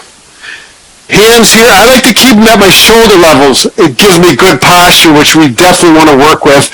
And we're going to lean forward, tighten that core up, get it in there, and lean forward. But you're really working on keeping your back straight while you're doing it. Show me one way to do this. So we're not rounding. You're not working your core, and you're promoting poor posture. No, we want good posture. Yeah, and the beauty of the bands, if it's too easy, I just step out a little bit farther, and this is significantly more challenging than here, so you can vary the resistance extremely easy. Now the next thing, this is the beauty of the wall anchor. I'm just going to slide it like this, so I'm going to work. This is called stir the pot. Get your feet out wide, tighten up the stomach muscles. This is going to work some transverse muscles, arms out straight, a little bend in the knees, and you pretend you're stirring the pot, and you're going to work that. You can do 20, 30 circles, or you can go by time if you got a clock on the wall, or set your cell phone so it beeps after 30 seconds, and make sure that you go both directions. Number three, scapular retraction. This is an old standby for therapists because scapula is the shoulder blade, and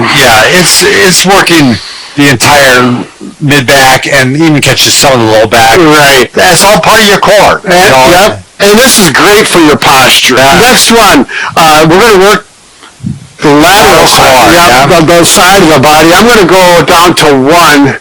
If you have different color bands with your set, you'll use the lighter colors are easier, the darker colors are a little harder. And I'm going to come this way. I'm going to keep my core nice and straight and tighten everything up.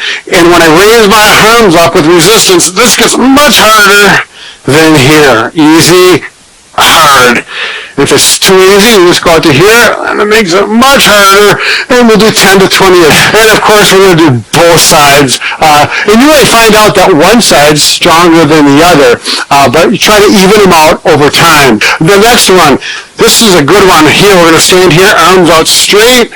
Now, I don't know if you can see my feet, Tanner. I'm going to rotate my feet. I'm not rotating my back because that can twist and hurt your back. Yeah. We're going to rotate here. And this is teaching your body to move your feet and not shoulder the wrong way again, Brad. Yeah, there. He's twisting on that. You don't want to do that. It's just like when you pick up a box of heavy material, whatever it is, you want to turn with your feet. You don't want to, or shoveling. If you shovel over your shoulders, you want to actually turn with your feet. Again, and I'm tightening up real tight here. Now, if you have the door, you open up the door and you're going to move the door anchor up, I'm going to go up to here. Normally this would be down here for me, but these are set up for Bob. He's 8 inches taller than I am. He doesn't need a stool. You want to set it up to the highest one so you can reach it without a stool. Right. Mine at home are this high. I can easily do this. Now, at the higher level, I'm going to, again, good posture, lock in my tummy, and tighten everything up, get that core solid, and I'm not going to round the back, keep things straight. And where you put your hands makes it much more difficult. You can go in here, again, vary the resistance, or the distance from the wall to vary your resistance. And I'm starting to feel my core starting to burn now. And not only that, my arms, a little bit in the hips and the legs is all working, burning some calories. Well, all right, now one more. This is one of my favorite ones because there are very few exercises that get your obliques this easily, but it's pretty functional throughout the day. I'm going to slide it to here so I have a little bit longer. I'm going to come across my right hand to my left knee. Because I want to show you something. Look, go ahead and do that. See, his back is really not turning. All the turning is occurring at his hips. And a lot of abdominal. You want to talk about the best and new booty, core, and balance combo 8-minute exercises. Bob, not only do I want to talk about it, I want to do more. I want to show them how to do it, and so they can do it and do it with us if they'd like to. That is hey, let's continue on. We're going to face this way, Bob. Oh, we're going to start this way. I thought so. Okay, are you ready? Yeah. We're going to do 10 each time, okay? You going to count for me because I might do it. So as we're working, is it going to count 10, Bob? 4, 5, 6. This is a beginner. You need a balance stick, usually. 10. You know, if you've got a really good balance, you can do it without it, but it gets kind of hard at first. So to begin, I would suggest having a walking stick or a balance stick or holding on to a piece of furniture while you're doing this, and we're going to work the hips. Good. Now, one thing that's really important with this is that we don't do this. On all of them, you keep the trunk up straight and tall with good posture, and that's going to help that core. Now we're working that nice gluteus maximus. Now, this is one that's really important that gets missed a lot, those hip adductor muscles, right, Bob? Right. What'd you say? I'm counting. So we go all 4 directions. Too. All 4 directions, so we get all the muscle groups, okay? Now, as you get more advanced, instead of touching the floor, we go like this, and you keep it moving. That's why I asked if you're getting tired, because if you weren't, this is going to get you more fatigue. 10. Good. Other way. So once you get through this routine once or twice, you'll have it down pat, memorized, and then you can really work this in 8 minutes is all you're going to be able to take, no matter what condition you are. Because as you get more in shape, you kick higher, and it works those muscles more. I'm having fun, Bob. How about you? Oh, yeah. Keep going, Bob. Oh, looking good. Yeah, just keep, so we're not even going to touch the floor. Now, when that gets too easy, put the balance stick down, move the furniture, whatever you're holding on to, and then just go up. Now we're touching touch the floor. Today we're going to talk about best lumbar strengthening or stabilization exercises on the ball. These exercises are great for the core, and I really like them because, Bob, they're great for the beginner as well as an advanced person who is really strong. I'm going to take these off, Brad, because I'm afraid to those are my clip glasses. All right, lay down. Carpeted floor works great. Hard floor, not so good. I like to have tennis shoes on or some shoes on so I can grip the ball. Okay, and I'm squeezing the ball, so I'm not only working my core, but some of these adductor muscles and leg muscles get a little bit of work with this. And I just do this. And this, as you can tell by this is one of these that you're kind of holding the pelvis down, right? Yeah, with 10 of these. The next step, after you do your set of 10 to 50 of those, we need to lift the obliques, stay in the same position, grab that ball, right elbow to left knee, alternately with left elbow to right knee, start like this, up like this, and here, and here, and here. And after you get good at it, then the next one, we want to work the opposite side of the back a little bit. use the ball here, hands down, and bridge. Okay, and you can vary this up too. You know, once you get good at it, if you're doing 10 of these and it's too easy, you can lift one leg up and do it one-legged much harder. Okay, so now we're going to go to the other side of the back. Not going to do this one on the bed or like this. I will just because I'm silly, but carpeted floor looks good. You know, and this bag, people out there, you can just stretch like this and this can feel good. Just sit like this for a little bit, but that's not the exercise. The single leg extension, that's what I like. Up like this, not like this. You're not bending the knee. Straight leg. I do this one. Do you really, Bob? I do it with the opposite arm, opposite leg. Okay. You do that too, or not? No, I don't. That's a little more advanced, but I think it's a good one. So Bob is talking about going like this. Yep. Absolutely good idea, Bob. And then make sure you do both legs. But one thing I do like to do to add to be complete is do the trunk extensions. Okay? Again, if you can tolerate it and no pain. Right. And you can see, I'm using the ball here. This is, as you get advanced, you can bring your arms up to here, and I can't do this because my legs come up. I need it to be against the wall. I'll do it like this, much harder. Okay? But I'm going to do it here.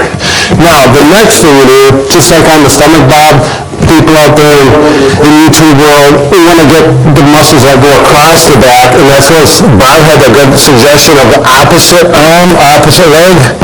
I like to add in up and look over your back. Up and look over your back. Interesting. And with my spondylolisthesis, this has been real helpful. It feels really good. It feels good to do this. No pain. All right. Oh, there's one more. Go down like this, put your head here.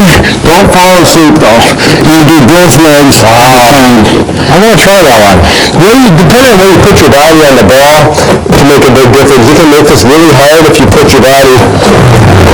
Here it's very easy. I can tell it's going to be harder for me already because I got long legs. But if you roll the ball closer to your thigh, it's going to be easier. Right.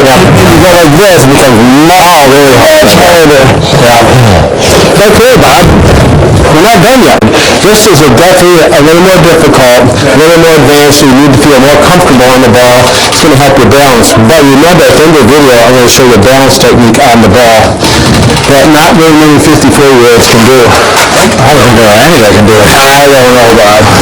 All right, so I need you to come over here, Bob, and put your feet so my feet don't side out. Usually I go up against the wall, so my feet don't side out like this. I'm going to use Bob for my wall.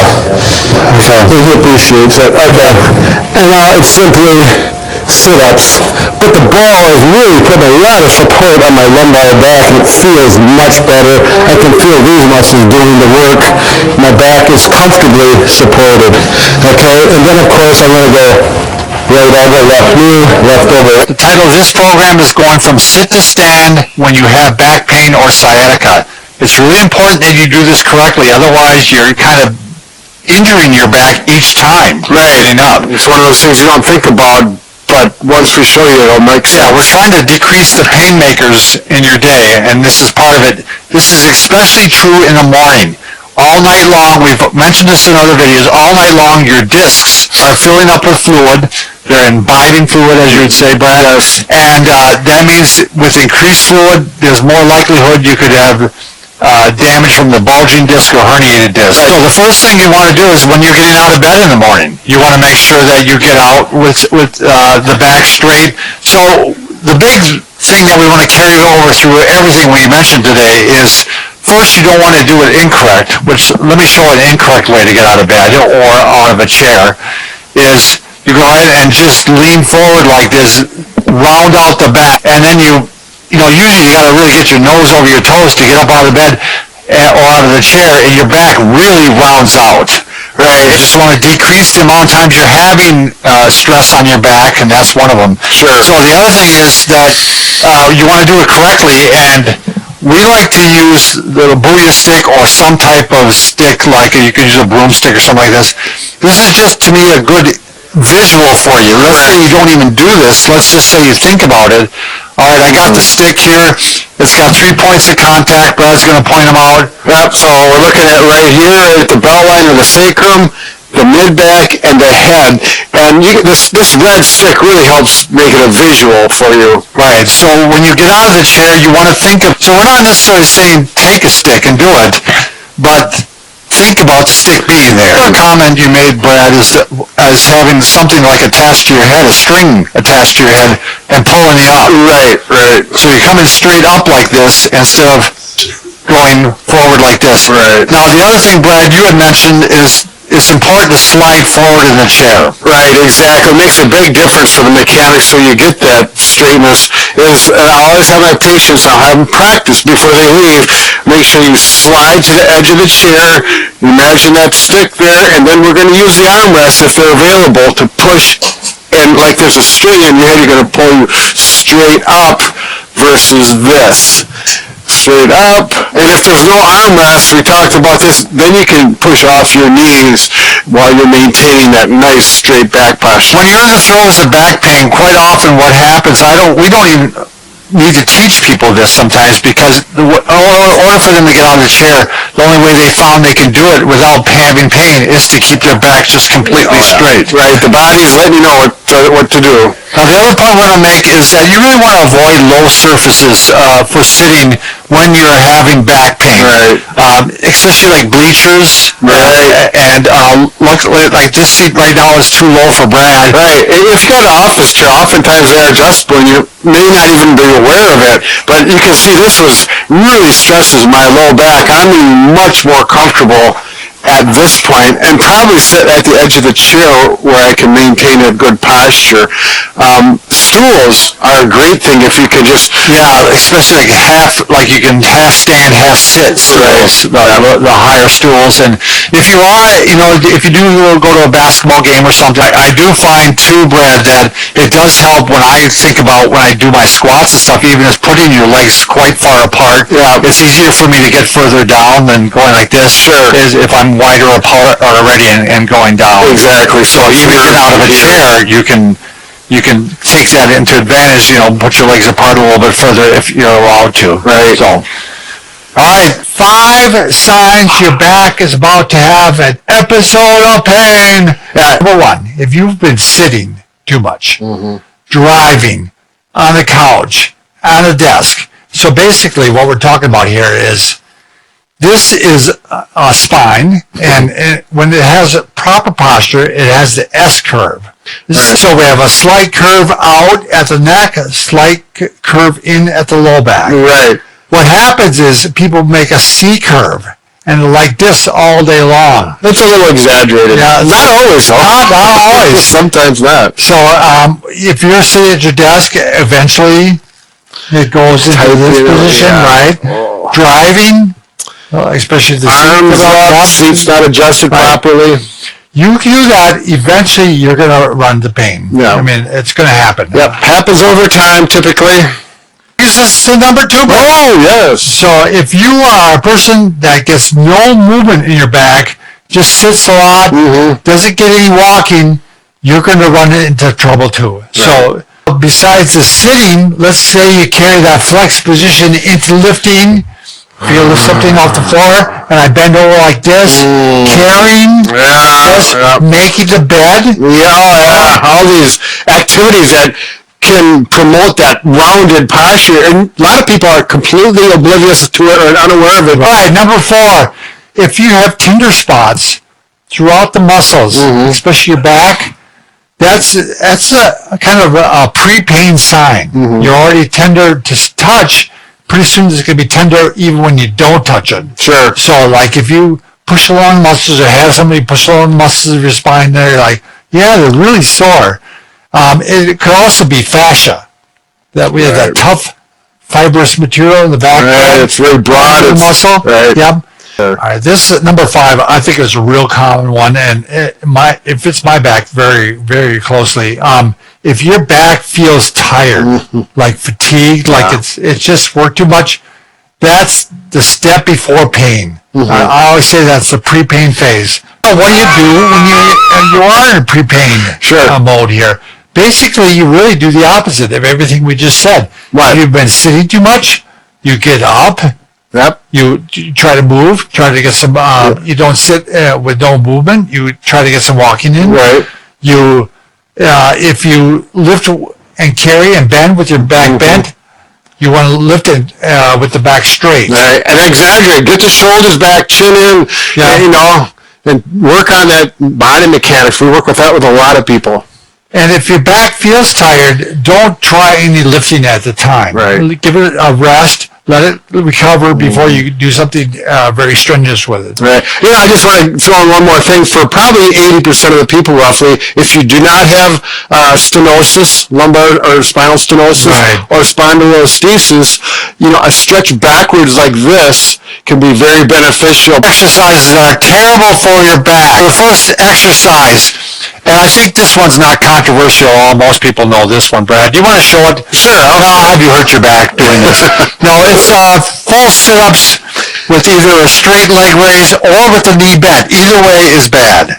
So, we're talking about, this is very traditional. When I was in grade school, this is what everyone had to do. And they would measure how many you could do in a minute or whatever. That was very traditional. Very hard on the disc, very hard on the low back. If you bend your knees just as bad, that's not helping at all either. All right, Brad, I don't want you to hurt your back to yourself. Next one, this is the one that surprised Brad today. But so he does the Superman pose. So you're up like this with Superman, but you're also bringing your legs up like this. Sure. Really high compressive forces on the low back. I know this is very common. Next one, again, not a big surprise here, Brad. This is toe touches. So you try to lean forward and touch your toes. It's a little better if you can keep your back straight and go down and go all the way down, but it's really just not good for your back. There's so many other better alternatives. The whole thing with toe touches, what are you trying to accomplish? One, you're trying to stretch your hamstrings usually. Right. But a lot of people are trying to stretch their low back, and you don't want to stretch your low back like that. You want to keep it stable and like a good solid core. Right. So next one kind of falls along the same line as the windmill. I have people doing toe touching like this. Right. And now you're bending and twisting, which is even harder on your back. So it's hard on the disc. Right. Next one too. A little bit controversial, but again, there's an easier way to do it, is a double leg raise. So I'm down like this, and I'm lifted up like this. It just puts too much torque. Great way for working the core, but too much too much torque on the low back. Right. Now, alternative is you put your hands underneath here to give you some support to the low back, and instead of doing double, just do single ones, going back and forth like this. I do these all the time. Yeah, the bicycle ride. Yeah, the bicycle ride. All right, next one, these twists. You're bending, you're flexing the spine, you're rounded out, you can't stay straight on this. You got compression, you got almost compression and twisting. Every negative thing all combined into one. I don't have weights with barbells, but we're going to use a bigger stick as a little model. Imagine there are plates on there. And I see people at the gym doing this, and they'll be doing the bent over roll like this. And I'm just thinking, typically it's younger people, but sometimes older. People are going to say, wait, if you do it with proper body mechanics, it's okay. And as therapists, and from our history of treating people with low back pain as well as the science, it still puts a lot of stress. A lot of stress. You can't get around it. And then people will also argue, Brad, that you need to stress the back in order so that it can tolerate things like that. Well, there's a lot safer ways to stress your back and make it strong, without putting it, in danger. So alternatives. People will say, well, if that's not good for my back, what else can I do? So I'm going to say, if you want to get that arm and shoulder strengthening, and some back, you can use one dumbbell, and you're going to rest here to take some pressure off of the back. So it really is, with this, it's not so much for the back, but you'll get some, and then you allow that force to come off the back into the arm and the shoulder, and of course the size dumbbell is going to vary. Don't some people put the knee up too, Brad? Don't they kind of go like this? Yeah. And like this? It's just Also, when you're shoveling, if you shovel and then throw it off to the side, so we teach people when they shovel, first off to get maybe one of those long-handled ones and push it, if you're pushing snow.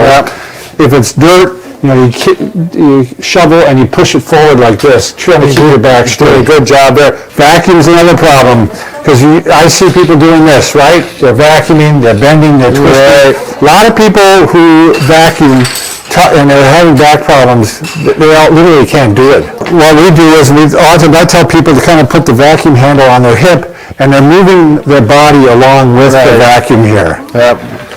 So, all right, next one. If you're unsupported forward backward, so let's say I'm going over and I'm working with a patient, and they're sleeping right here, and they wake up, and I'm going to give them some medicine. Look, I'm in this rounded out position here. Or maybe, let's say you're brushing your teeth over the sink, and you're like this. Right. It's really hard on your back. Right. I mean, so if you're on the sink, what you want to do is go ahead and put always whenever you can, put a hand down for support. Right. Because it's going to take pressure off the back. Next one, I see so many people, they have their cell phone and they just go like this. Very simple. You just shorten your arms. Yeah. You can support your elbows off your body if you want, but just bring it up like this. Do you have to have both hands up? Well, I do. Yeah. I mean, but you can go like this one hand, and they type with one hand. But this is, it's going to be bad for your upper back. Brad, do you want to show the whole computer setup here? Yeah. Another one that we see quite often, I see people, they'll put it in a lap, and they'll sit in bed. Yeah, or like this, at a lower level. Exactly. Or like this. Yeah. Things are just getting torn apart. So, elevate it however you want. Get some boxes. You can buy a stand if you want. Yep. Make it look good. Get it up. And actually, I would want this a little bit higher. Yep, a little bit higher, yep. And then, if you got a laptop, go get yourself a wireless keyboard for about $20. Get it hooked up, and I 120 words a minute like this. Actually not, but you get my posture's good. This is no good. This is Sculpted. Today we're going to talk about back pain when you're tight on one side, how to tell whether you're tight on one side, and how to fix it. We're going to do the whole schmear. So now I'm going to use Sam here as an example of being side bent to the right. So this is his right side, probably because Gumby's on his shoulder. Yeah, making him extra weight. Yeah, a little extra weight. So what you're going to find out is quite often is the rib cage will be lower on that side. You can see that easily. But the pelvis is going to be raised up a little bit. And so the combination pulls you over to the side. There's the internal external obliques. That's some of your ab muscles, your core muscles. Or quadratus lumborum. So that actually attaches to the spine, and it can pull you over. Down to the pelvis, kind of a triangular shape one. Now we have talked about this. First off, let's show why this happens sometimes. A lot of us tend to sleep on one side as a matter of habit. Yes. So if I sleep on my right side all the time, this side, the lower side, is actually sinking down a little bit and maybe stretching out a little bit. The upper side is actually coming together a little bit. This is where the pelvis might be higher, the rib cage is closer, and that muscle over time, these muscles that we just mentioned, they can get tight. Now, in addition to that, I don't know why I have this habit, but I have a habit of when I sit on a stool, I tend to lean like this. To the right, and I get tight on the right side.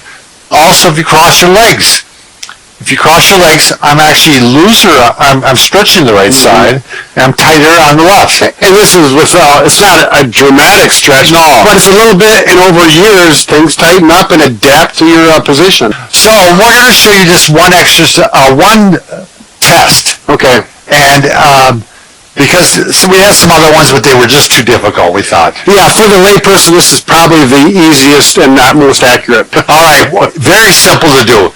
You're going to stand up straight, and you're going to reach down your leg as far as you can without cheating. Don't go like this, bending forward. Right. You got to stay sideways.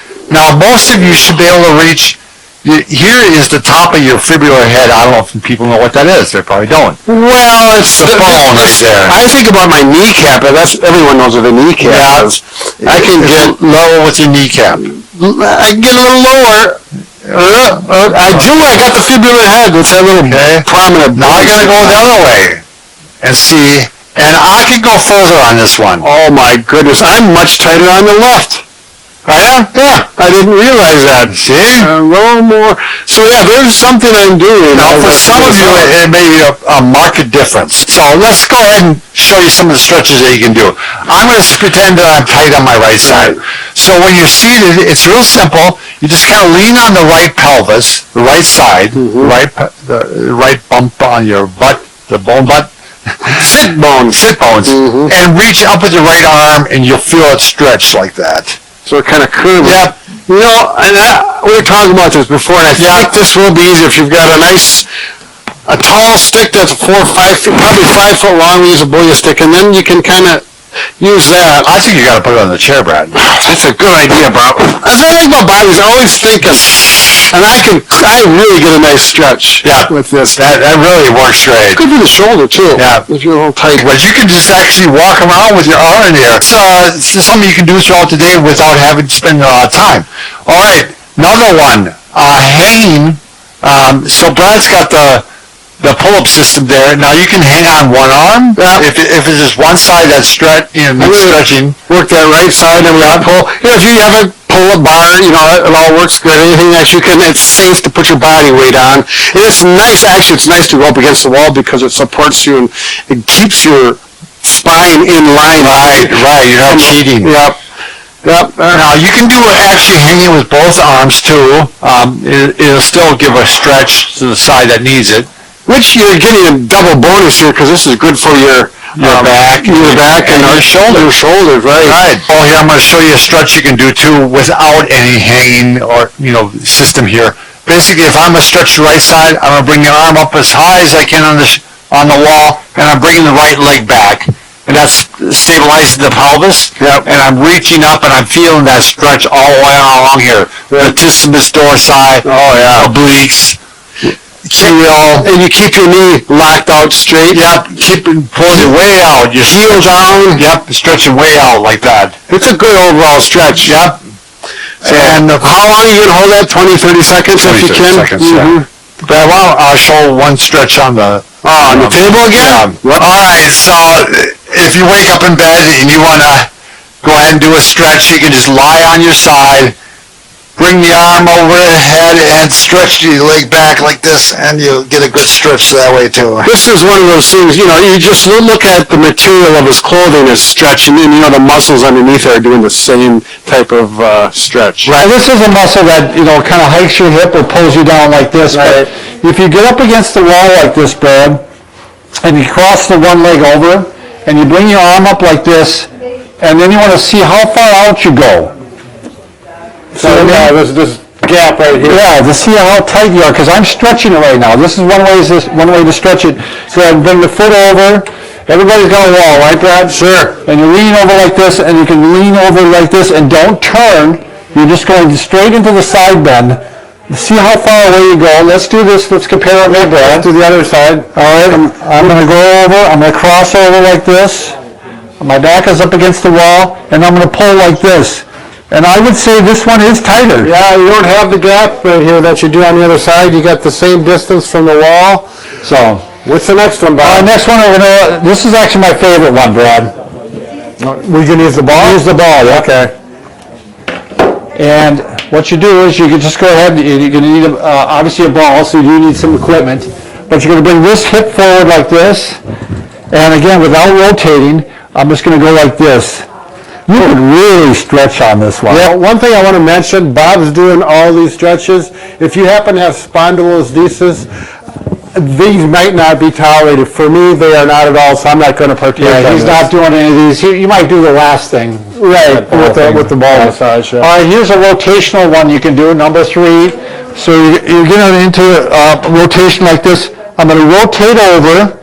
Now I'm going to actually take the lower leg and put it up on top of the knee here. And then I'm going to pull down like this. I'm keeping this shoulder down, and I'm pulling this one down.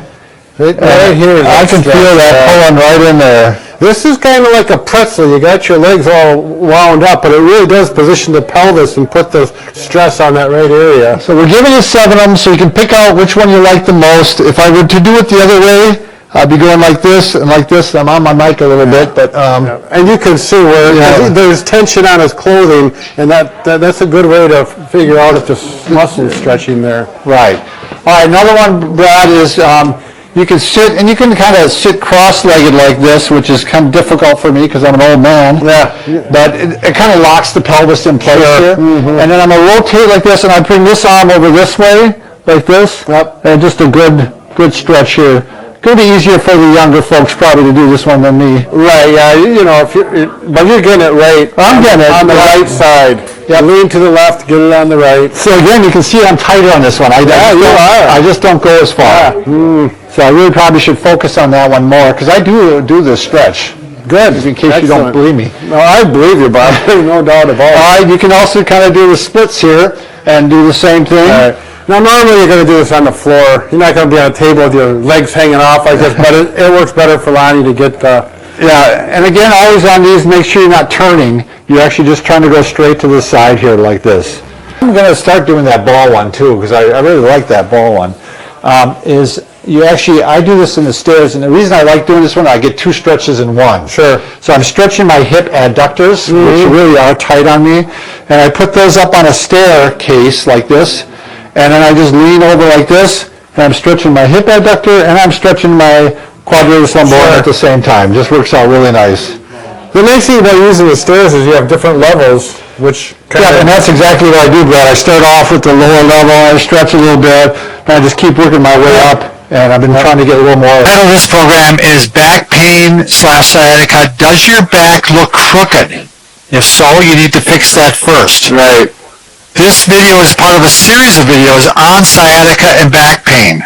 If you want to check out the entire series, go to bobandbrad.com and look for series or programs, and you'll find it there. Sure.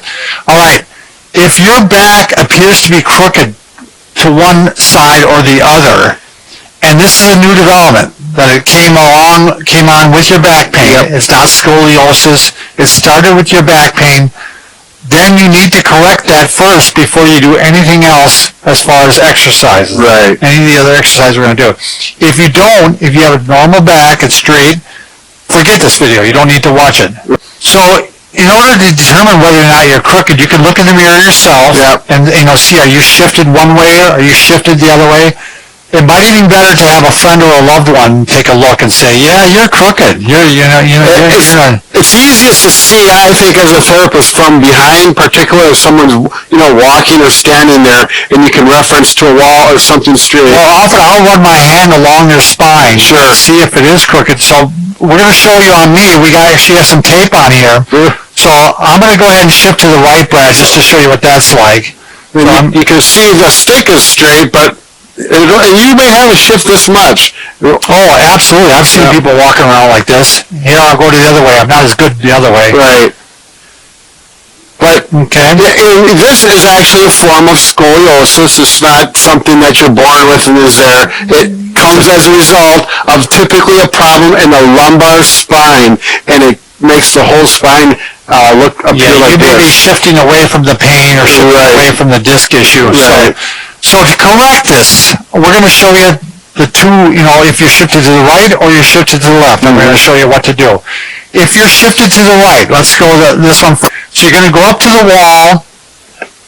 You're going to have your feet, I don't know, probably it looks like about 2.5 feet, maybe 2 feet. It depends how tall you are. Depends how tall you are. The taller, the farther. You might even go just 1.5 feet to start off with. Yep.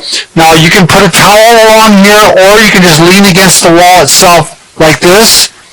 And now I'm going to shift my body this way. Right there. I keep my forearm right above my pelvis here. Right. So otherwise I'll be hitting my pelvis. I'm going to go a little higher. I'm going to shift over. Now this should feel better, or certainly not worse. Or if it makes the pain in the leg get less, that's another real positive sign. Yeah, but it certainly shouldn't make things worse. If it's making the leg pain worse, or if it's making the back pain worse, I don't want you to do this right now. Right. So you're going to shift over. Now you can just let gravity do its thing, or you can do pressure on, pressure off. So you can see his hips moving in, Pressure on. closing that gap, Now, sometimes I'll have people do a shoulder hike, slide your shoulder up the wall just a little, and it sometimes make that gap. A little more room to get into there, doesn't it? Yeah. Depends on the person's body shape and size. All right, let's say I'm shifted to the left. Okay. I'll be this way. Now this one you'll be able to see with the line.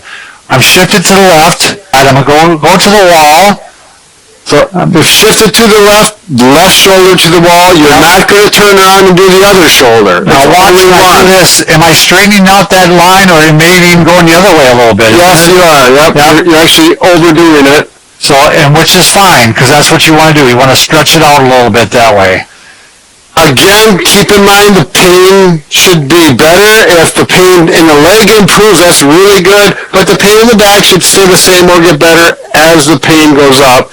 Now, Bob's overdoing it, so that's okay as long as when he goes away from the wall, that he becomes, can you turn this over? Yeah.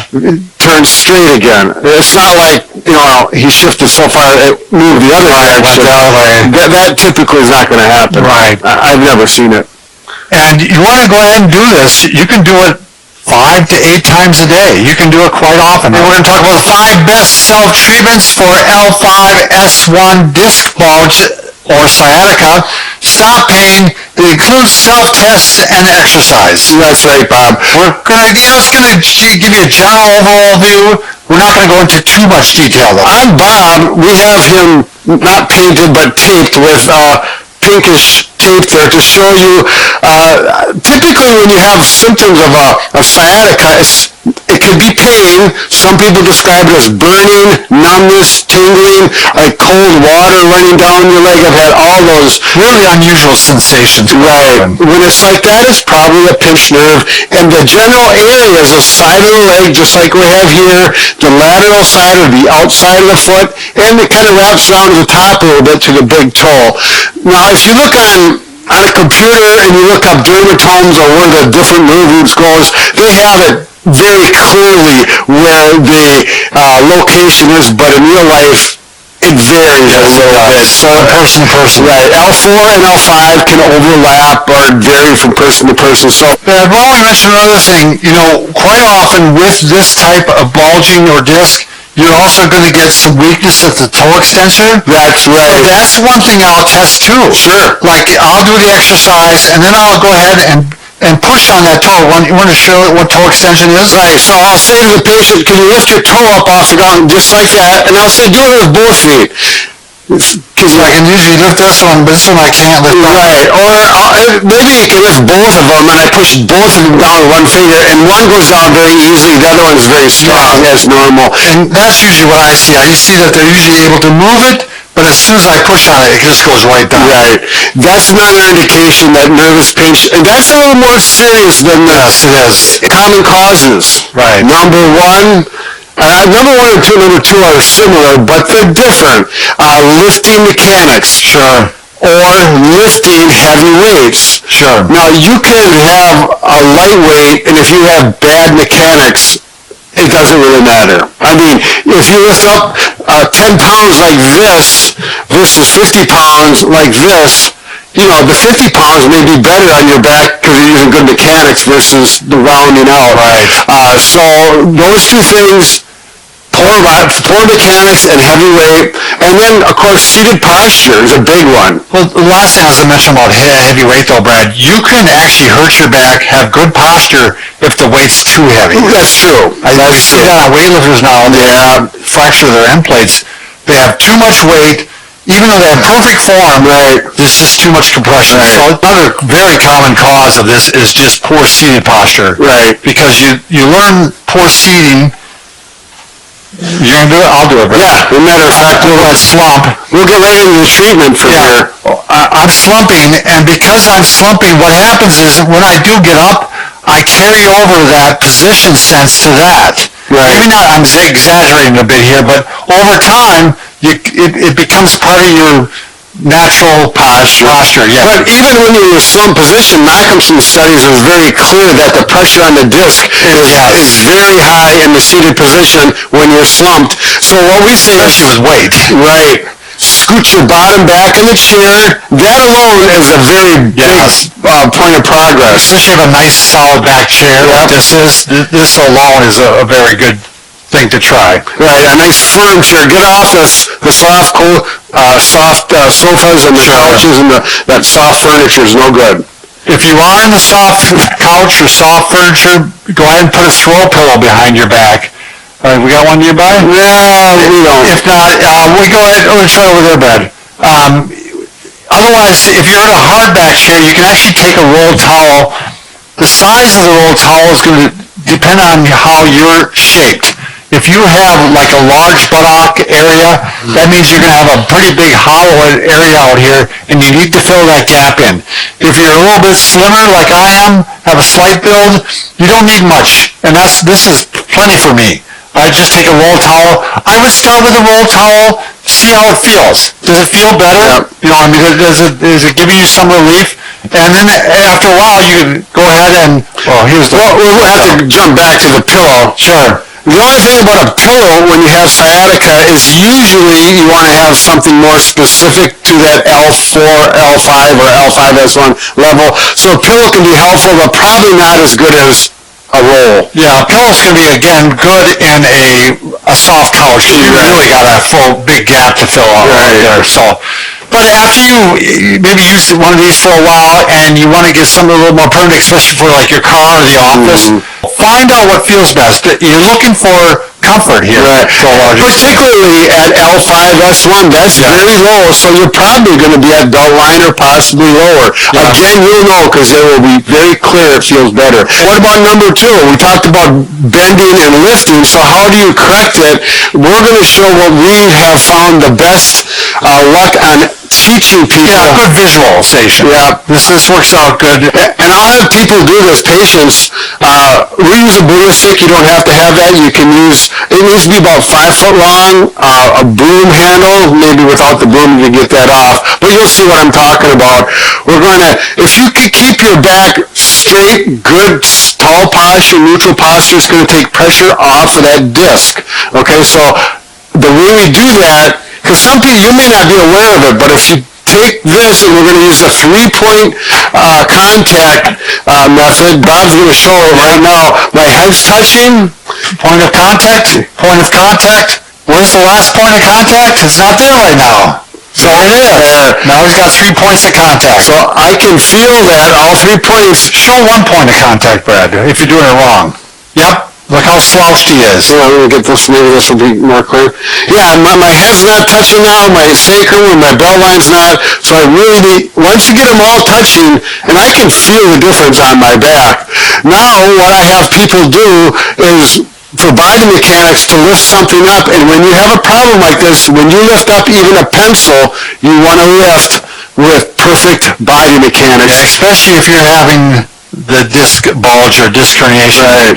There's no time where you want to bend over, even like Brad said, even if you're picking up a pencil. Right. Walking on a flat surface, not up and down a hill or on an uneven surface, and not too far. It should feel good while you're doing this. If it does, continue walking on a daily basis. Yeah, walking is one of the better things you do for your back pain as long as it's not making it worse. Right. Now, this is a great precursor to exercise. It's a great one to do before exercise or to do throughout the day to give yourself some relief. Yeah, and it's going to depend on how your leg responds. So Bob's going to show you a decompression technique. So basically, I'm gonna put a little traction on the spine. Right. So all you got to do is get between 2 chairs. If this is hard on your knees, you can put a pillow below it, and you're just gonna lift up like this, and I'm relaxing the back at the same time. So my toes are touching. I don't know if you can see, you probably can't see, my knees are actually off. He's got air there. So again, you relax some stomach muscles around there, and you're only going to do this. I've had people doing this say, oh boy, my leg feels better as soon as they take the weight from their arms. Then you continue to do it. If it irritates it, make it worse, it's not for you. You could try the second option. I'm going to show the hanging handles real quick here, Brad. I don't know, Liz, if you can see these over here. These are handles you can purchase them over the link below. She's going to flip the light over here to give me a little more light. If you have a pull-up bar at home, that'll work too. But it comes with these anchors that you can screw into a stud. Right. And so they're very strong. So what's nice about this, you can put this in your office or in your bedroom, and you can just go ahead and do this throughout the day, and you can whip off 20 to 30 seconds or a minute, and then your back feels it gets some relief, and it doesn't make a big footprint. Right. If you have success with the chairs in that traction works, that would be a good consideration. Plus, these are really good for your shoulders and posture. There's a lot of other benefits. Good for your grip. Right, that as well. You start off, you might lay like this for a bit. Sometimes we even have you lay on pillows to start off with. But eventually you get up onto your elbow and maybe lay there for a little bit, but then eventually you can do what we call micro press-ups. So you're not pushing all the way up yet because you're just starting these and you're not sure what your range of motion of your spine is. What you don't want to see is this. Right. You don't want to be, you're so stiff you're not able to keep your pelvis down. Right here. If you can't keep your pelvis down, just keep it down as far as you can and just start some, again, micro press-ups. Now, if you do 10 micro press-ups and all of a sudden the foot starts to feel better, boy, you are gold. There's a really good chance that if you continue this progression, you're going to get rid of that leg Right, that's a very good sign. And then eventually, if you can get up to this point, you're going to start seeing some real gains if you can keep the pelvis down. Now, if you do these and it's not getting better or it's even getting worse, then you need to try some of these advanced things. Right. Should we go to the banana? Sure, let's go to the banana. Let's say, I know, just for their sake, let's say the pain is on this leg, Brad. Sure, yeah. I would actually shift my hip away from the painful side, and I would shift my shoulders over to the painful side. So if you're looking at me, I'm making a banana. If you look from the top down, his body curves so that the painful side is on the concave side. Concave side. There you go. So it looks like a banana looking from the ceiling. And then in that position, you actually do some mini press-ups. Yeah, and I would even, a lot of times, but I maybe have them like this first, and then maybe even get up on their elbows again. Sure, yep. Just to see how they're doing. Sometimes we just wiggle back and forth a little bit here. And then, we try some press-ups again. Just some micro press-ups. You don't do full ones with this in this position. Right, exactly. And again, you're looking for the same thing. Is that taking the pain out of the foot, out of the leg? Mm-hmm. Is it going up the leg, or is the numbness or tingling getting better? Right. It doesn't always just have to be the pain. Right, exactly. If anything is improving. You want to do roadkill? Yeah, we can throw one more advanced one in So there. roadkill, I would actually take the leg and go like this. Yeah. I'm putting my foot against my opposite knee. It's kind of hard to see black on black, but his foot is against his knee here. And this is the same thing. I'm going to start this way and maybe just lay here for a bit. I might lay on my elbows a little bit, the prone pop. I might wiggle a little bit. And then I might try some press-ups like this. And Bob is saying might do this, might do that, and that's the way it is. We have to it's an experiment. The whole idea is that these positions are going to get that bulge to centralize, go back in, take pressure off the nerve. So be patient with it. We do have other videos if you do Bob and Brad sciatic. Actually, we have a whole series on this. Right. Brad. So if you go to bobandbrad.com, go to the program section, and look for sciatica. Today we're talking about the 5 big lies about back pain. Let's start off with number one. Number one is people think that when they hurt their back, moving will make their back worse. The truth is you really want to get some movement going as long as it doesn't make the pain worse. If it's irritating it, then that's not the movement to do. But you find movements that always is a movement you can do. Number two, people believe I should avoid exercise, especially weight training. And the fact is, especially later on, you can go ahead and weight train, just don't do the things that can hurt your back or make your back pain worse. Number three, the other big lie is a scan will show me what's wrong. So we want to do an X-ray or MRI, and in this case, only in 2% of the cases do they find anything on it. Did you know that? I remember I had a radiology course. It was only 2%. Okay, of the cases do they find anything. And the problem is often what they find isn't the problem. So on a healthy person, especially elderly person, quite often, if you're like 55, 65, you're going to have a bulging disc. Grandma might have bulging discs, and we don't know it. And so they do the x-ray, and we develop pain because of some other reason, muscular or joint, and they see the bulging disc and they go, there's your problem, you have a bulging disc. Right, that's it. And so, quite often, not that the tests aren't needed, because quite often it may be later on, things aren't getting better, but initially the scan's not going to show you anything, it might even show you the wrong thing.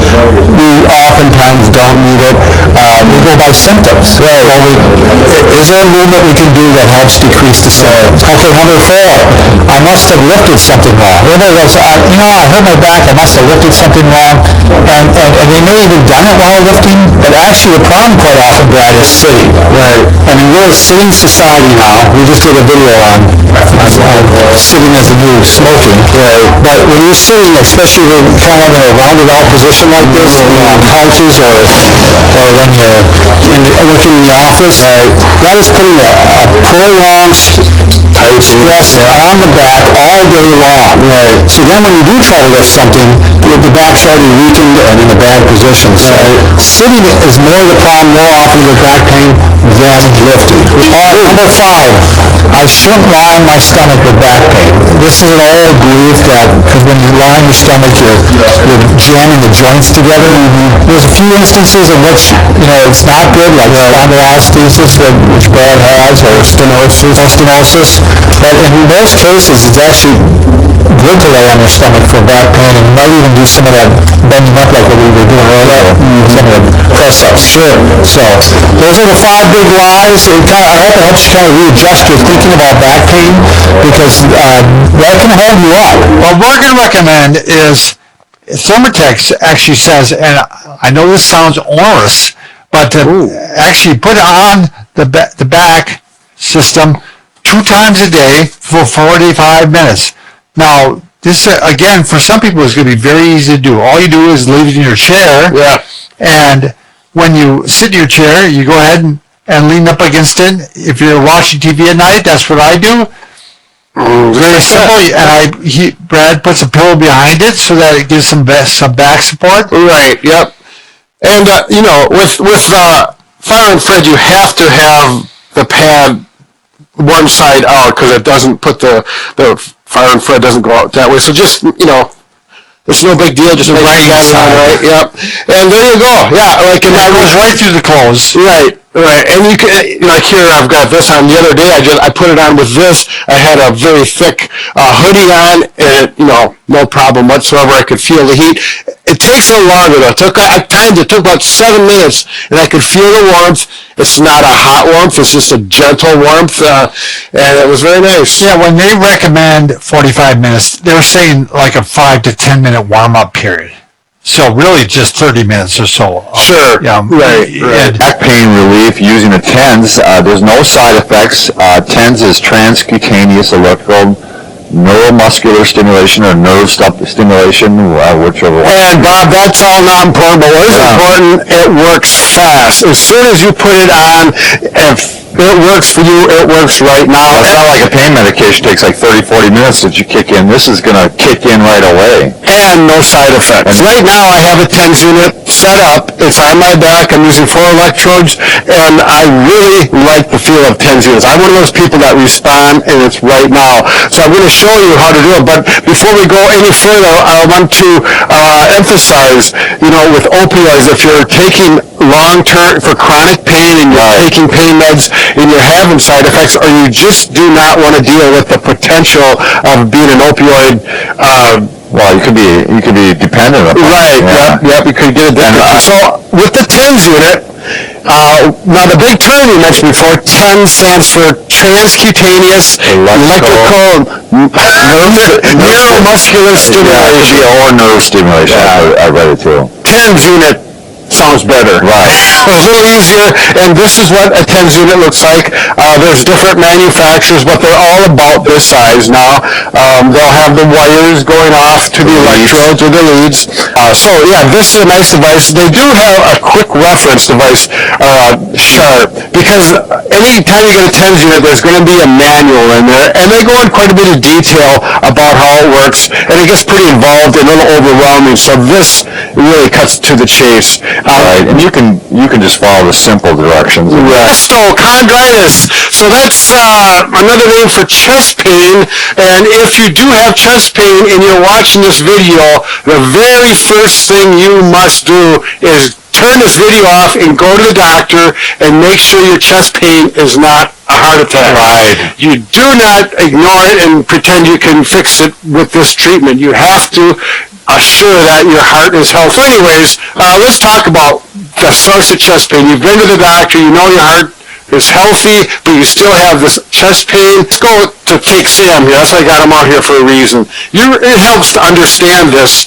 So if you do have costochondritis, you feel a little more relaxed about it. Where your ribs come around, and you can see right here the different color. They show it white here, and then it's kind of a clear color here. And the reason that is this is a cartilage. When you breathe and you move around, your ribs have to expand. They're always moving. They're in and out like this. He said it was like a bucket handle. Right. Going out. Now, I've seen some sites where they show stretches and say put cold packs on your ribs, which are fine. Yeah, nothing hurts. And they make it feel better, but the source of the problem It's actually back there. is back here where the ribs connect up to the vertebrae. They're becoming entrapped and not scarred. You could call it scarred down, but they're not as mobile as they need to be. And you have to mobilize them, and that's the key. Yeah, and if the mobility doesn't come from here, it's got to come from here. So it gets overused here. Yeah. And here we're getting into the science a little bit. Primary treatment for getting that back junction where the rib connects to the spine taken care of is this the back pod. Now, to be honest with you, I thought they're kind of expensive, $80, and I didn't have one, so I use a softball. Sure. And it actually works not as good as this, but if you don't have this, you don't want to spend the money, I think you can literally try and get a softball. Bob, before we go any farther, I want you Probably going to be a little aggressive. well, I'm going to show them how to get around that a little bit. Take that. Yep, I'm going to show. So you work in different areas, right? Same points that you Yeah, so usually like 6 areas. Yep. So, well, here's the spine. We're actually to the left of the spine. Then we can go to the right of the spine, left of the spine, right of the spine, left of the spine, right of the spine. Yep. So we go all the way down in between the shoulder blades to the bottom. Yep. And that's the area you want to hit. Okay. And it goes pretty fast. I use one every day because for me, it actually took away my knots. Sure. That were up in here. Yeah, it's one of those things that does a lot more than just treats cost. Right, Helps right. posture, helps muscle knots. We're going to go down here on the floor here, Mike. I'll actually go through, let's see. Your routine, right? Well, I do use a 6-inch roller just to get started. And that does not get specific enough for the costochondritis, but it just Warms it up a little bit. Yeah, it loosens it up, feels good, and it's good for my posture. So that's optional if you don't want to. Now, if you don't have the back pod, and you can use a softball. Hardball's too small. The bigger and a firm one is going to be really aggressive. It's going to hurt for most people. I can't imagine it. So I took a towel and I put a towel over this, and it's still pretty aggressive. Yeah. But if you don't have anything else, it's going to help. Now, if I put all my weight on it, lift my butt up, that's way too aggressive. So I'm just going to adjust my weight and roll on it. And I know sometimes he has people put a pillow underneath their head too. Yeah, we'll show that when you get the back pod out. Sure. So you can do that, and you'll probably get to do the job. I've got to admit, this works a lot better, and it's designed for it. Now, actually, I even started with this. Yeah. With I was going to say, it took you a while to grab a pillow, because put two out there. I was gonna say. And this whole treatment, so I'm going to start on the left side, and I'm going to roll back and forth, and make sure you go up and back with your arms. And you can tell it changes the weight, and you need to get aggressive on there to get those ribs moving and those junctions, those joints back there. I'm going to go to the next one down. I'm just going to go one side. And if I don't use pillows anymore, Right, you've and I don't have the towel on there, acclimated to it. Yeah. I personally just do one arm and I use this one for balance. I can do it this way, but I found it works well for me. Oh boy, I just got some nice cracking in there, Bob. Yeah, I do it while I'm doing my hamstring stretch. So I put my foot up on a railing, and I put this on my back, and I stretch both of my hamstrings, and I stretch my hips a little bit, all while I'm lying on that. I don't roll on it at all, really. You know, I stay stationary. Oh, right, yeah. 6 different spots. Or you don't go back and forth like that? No. But I do this. I do put my arms up over The arm flexion. All right, so I did that on my left side. You want to do it on both sides. Try to fix low back pain in 90 seconds. This is asking a lot, Brad. I'm hoping you're going to be truthful. Well, Bob, we concur on this. Yeah, we concur. Well, the first thing, if you have back pain, we're talking about back pain here in this area, not up in the upper back. And we're talk about sciatica too, right? Right. It could help. Right. It could help sciatica. I would say it's another tool. Right. You know, maybe not the main treatment for sciatica, but I would certainly try this for that. Exactly. So the first thing we're going to do is the approach laying on your stomach. So you have your back pain, spasms, things are not feeling good. You know, you kind of are walking crooked and life is not good. You need to treat it. You want to get it cured quickly. Bob, you're going to have to move. Sure. Okay. You're going to need, you could do this on the bed actually. A firmer bed would be better. Floor is optional too. Actually, I would say for this it's optional. Sure. And we're going to lie on your stomach. So if you really got that sore back, you may want to get down like I'm doing here very slowly. Yeah, see how he kept his back straight the entire time there. This, by the way, is not a minor detail. When I hurt my back, I could not get into bed. And I remember Brad had just shown me this method, and thank God he did, because I was able to get into bed that way. You really put very little stress on the back if you do it correctly. Right. Yeah, you don't want to irritate your back getting into position. So what we're going to do is now find the position of comfort. This is a positional release technique. And what you're going to do is you want to arch the back. You can go on your forearms like this and do this. It's probably going to be more comfortable if you take a pillow and put it under your chest, so the weight of your chest is not being supported by your back muscles, because we need maximum relaxation in these muscles. So get your pillow. You could put 2 pillows on. I was going to say, Brad, right? You could use 2 pillows. Exactly. Why don't you give me another pillow, Bob? I'm going to have another one. Once you get into this position, then if it starts to feel better already in this position, you may be at the position of comfort where you're going to start your 90-second clock timer. However, if it's like, oh, it's better, and sometimes it takes, 20 seconds, 30 seconds to calm down, but you can shift your hips to the left or to the right, but typically, if the pain is on the left side, you're probably going to go to the opposite. I'm sorry, I'm going to go this way, to the right. Pain is on the left, your hips are... So, if I'm looking this way, pain is on the left, you're going to shift your hips to the right. Right. Pain is on the right, shift your hips to the left. That's the way that's most likely going to help you calm that side down. Exactly. Yeah, I'm going to go like this. Oh, that's better. Now I'm already feeling better. Now the muscles of the back are relaxed. I don't push into, they're not feeling like they're tensed up or contracted. Exactly. Yeah, so just plan on getting a few pillows ready so you can use them adequately. Now, if this doesn't seem to work, you could also try this position. Yes, now this, again, would be recommended. Probably it's going to work the best if you put the knee up like this on the painful side. Right. I would try that first. What that's doing is it's rotating the back a little bit, which is even putting the back on even more slack. Right. So the whole idea is you're going to experiment with little movements, and you're going to go to the movement that relaxes and decreases the pain the most. So Brad, if the pain was on the other side, you could try bending this knee. Yep, I could try this. You could just actually roll one way or the other. Sometimes just getting on the pillows is simply good enough. It already went down to a 0/10, no pain. When you say roll, you mean roll and hold it then? Yeah. So You may even want to put a towel roll or something under your hip so you don't have to hold it with contract muscle. Ah, there we go. Perfect. See that? Put that right there. Yep, absolutely. Oh, yeah.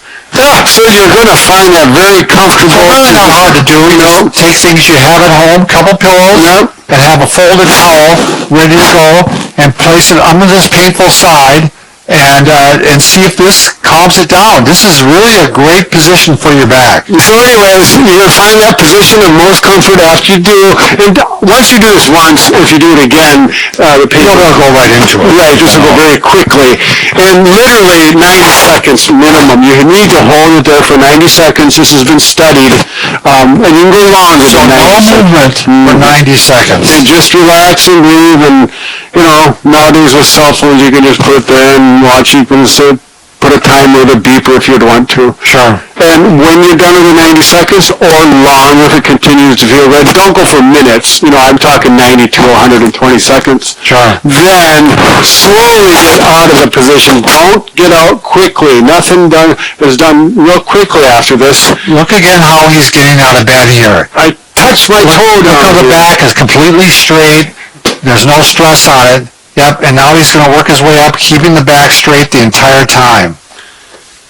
And there you go. That's another option. So if you try it on your stomach and it's not working out at all, this could be the option that your back is going to tolerate better. You're going to start out, and I would say a bed is certainly fine with this. You could go on the floor, but I don't have any problem with a bed on this. You're going to take a pillow, but not too big of a pillow. Would you maybe use a throw pillow, Brad? Yeah, exactly. This pillow is probably a little too big for me. You need something. Throw that one over there. Yeah, and this is going to fill in the arch, basically. Yeah. And then, of course, the size of a throw pillow is going to have an influence. Right. If it's too big, it's going to be like a big bump, and if it's too small, it won't be enough. You have to find the right size. Yeah. But look at that. This is how he provides a little bit of arch to the back, which again is putting the muscles on relax, on slack. Yeah.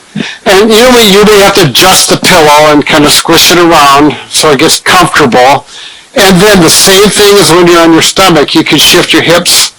If the pain is on the right, you're probably going to shift it To the left. to the left. Yeah. And same the other way. One way or another, you're going to just shift and move. Hey, find out which one works. Whatever is the most comfortable. Which one feels best. And again, it might be just laying on that pillow and getting relaxed, and then you hit the timer for 90 seconds and just relax, think about breathing, relax, let things settle in. After 90 seconds, again, not less, maybe 120, you're going to simply slowly get things out, let those muscles stay relaxed. Show the other way for getting out of bed, Brad. That does work for some people. The rolling under and pushing. That's a good point. So we keep those muscles relaxed. We don't start them to get knotted up again. Think about your trunk being in a cast, or we call it log rolling in the fancy world. And watch my knees are going to go over together, and my shoulders. I'm going to tighten up my stomach muscles slightly, not real hard, just enough so everything stays together. We go together like this. Bring your knees off, and then the feet go off, and their feet are going to drop towards the floor as I push with this hand and this elbow gently up. There we go. Now, if that does not work for you, you can roll over all the way to your stomach and get off like Brad did the first time. Yeah. So, again, this is assuming you're doing this whole thing on the bed. Right. If you're on the floor, obviously, it's... And don't roll off the bed. Yeah, we got a 26-inch wide bed here, which hopefully yours is wider. Get to here. So, again, this is how I had to get up. I could not, if I tried to get up this way, when my back was hurting, like, I mean, that entire thing. And what you definitely don't want to do is this. Yeah, to get up like that. Right. And I thought it was very worthwhile to take a video to show whether or not the stretches you are doing are helping or hurting you. Right. And especially the low back. Because if you do these wrong, you're going to make things worse. Right. So let's talk about it. First, we're going to do the red light, yellow light, green light concept. Right. So obviously, red light, you don't do it anymore. Yellow light, you proceed cautiously, and green light, you go to be. Right. Well, let's talk about the first one. Very simple. If you start doing exercise, low back stretch, and it hurts, I mean really hurts, you stop. That's the red light. That's the red light. That's a solid red light. Yep. But this is the one that is a little less clear to people. Let's say you start doing it, and it really doesn't hurt anymore, but the pain spreads out. So I'm going to show on me. Brad, do you want to show? Sure. On the left side, the pain has spread out. So oftentimes with pain, low back pain, it can spread out and it goes to that sciatica region. So it may go down to the buttock, and if it starts going down the buttock or down the leg, that's a red light. You need to stop doing that exercise or that posture that Not only creates the it. pain, but also symptoms. Like, let's say you're getting more numbness and tingling down the leg, you're going to stop also. Let's say you do it and it actually hurts, but it hurts so good. You know that concept? Right, yes. Oh, it hurts, but it hurts good. It feels good. And then when you're done, oftentimes, or if it does, it feels better as a result of doing Right. it. That's the green light. That's green light, but at the first part, it's going to be a yellow light. Yeah. It hurts so good, you're going to see it. It's not just centralizing the pain, but it's not spreading out further either. You want to maybe see how it is the next day, see how it's doing. Right. All right. How about if it actually centralizes the pain? Right. Do you want to show what that means? So let's say you've got pain, numbness, tingling, symptoms that are running down the leg, like sciatica, and I start doing a stretch. Yep. And all of a sudden, we notice Bob says, "Oh, I don't feel any symptoms of pain in the calf anymore." Right. Just here." They've gone away. That would be a green light. That's a green light. Yeah. And it could also be as simple as going from the butt and going up. Exactly. So it doesn't take very much. All right. Let's say the last one is you have not any pain. It doesn't really change anything. Yeah, you do it. Everything's just kind of stay there. That could be a green light. You could see how it is the next day, but it's generally a green light. Nothing changes as long as you're not making it worse. Yeah, and that is a thing I would say. Maybe a little caution light. Wait till the next day to see if it.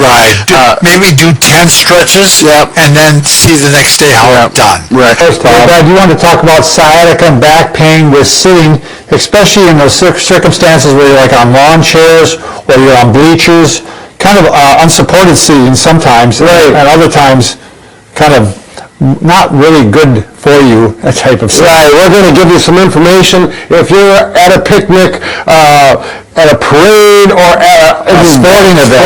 Right now, soccer's going on, football is just at a football game for 7th graders. You know, they don't have bleachers at some of those. Right. All the parents are sitting along with chairs like this, or they're in the bleachers, and we're going to show you an example for that. So if you are sitting, we're going to cover bleachers first. Sure. If this represents a bleacher. Well, first let's just real quickly mention, Brad, the problem with sciatica and back pain is so often it's caused by this type of posture. So this spine is orientated the same way as Brad is right now. The pelvis, his head would be looking this way. This rounded out posture actually can cause the disc to migrate posterior, migrate towards the back. It's going to make it worse. Without getting into detail, it's going to make sciatica worse in almost all cases. So this is a posture you don't want to be in, and when you're on bleachers, it's really hard not to fall into that posture. Yeah. Some bleachers are likely enough, if you're a taller person, your knees end up higher like this. Then it really stresses that low back even more, put more emphasis on The that. higher your knees are, the more your back's going to round out. So, do you mind if I continue, Brad? Go ahead. All right, so this chair, what I really hate about it, besides how low it is, it's got kind of a scoop seat. And what a scoop seat makes you do it rounds you out like this. Yeah. It's almost impossible to sit upright in this thing. I mean, it would be better than nothing probably, Brad, to put one in there, but it's still, look at this, it just makes me want to do this. Yeah. Slide right forward, and so. But I'm telling you, this chair here, I just bought for my wife this year, and it's kind of like that, but if you'll sit in it, you'll see the difference. Okay. But Leopold's in there now, we want to use him. Or Napoleon. Bob, let me take him out. Now you slide that back. By the way, and sit on it, tell me what you think. By the way, Brad, some people made the comment that the one we have down below isn't like that one. It is different. We couldn't find this one anymore that they were selling it, so we put a different one on there that's just as good. Yeah, it's got the memory foam. So yeah, let me sit in here. First off, the thing I know it's bad, this one is a little higher. Yes. You see, so my knees aren't as bad as they are, and it is more solid. Yeah, without a doubt. Now let's put this back in there for you, and see what. I actually like this.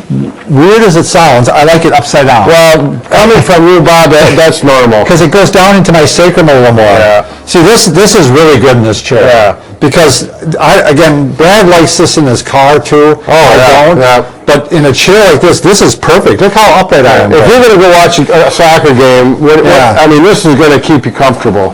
Look at me here. Move your arm. Look at how upright I am. Yeah. Now take it out once, Brad. Look at this. Yeah. Right away, I round out, so this actually is perfect for a chair like that. Okay, now this is, if you notice, a fold-up chair with, if you get one with a frame support, these have been around since the 70s or 60s, but I swear that they offer the best support to the back. Yeah, go ahead and sit on it. I know it's going to hurt, it's got green and gold colors on it, Bob. Yeah, this is actually more solid than any of them. Right. I mean, this is... And I don't even know, you probably don't, this is probably going to be a little thick for you in this chair. See what you think. And in all instances, Brad, you want to try to avoid the sitting as much as possible. Get up as much as possible. Walk. Take the breaks and use them to get up and about. We're going to talk about three positions most people with back pain love. Position number one, and you can attest to this one, Brad. You really love this one. You use the leg wedge. Oh yeah. You can. Maybe I should first, in case people want to buy anything, you can do it with a chair. Right. So it's just a 90-90 position basically. Right. But you're going to have to be able to get down to the floor. Go down to the Oh, you're good. Yeah, you're good. I got the straps that might show that hip and knee position. Sure. So you got to be able to get on the floor, and with back pain, sometimes that's a great thing to do because it keeps you nice and straight.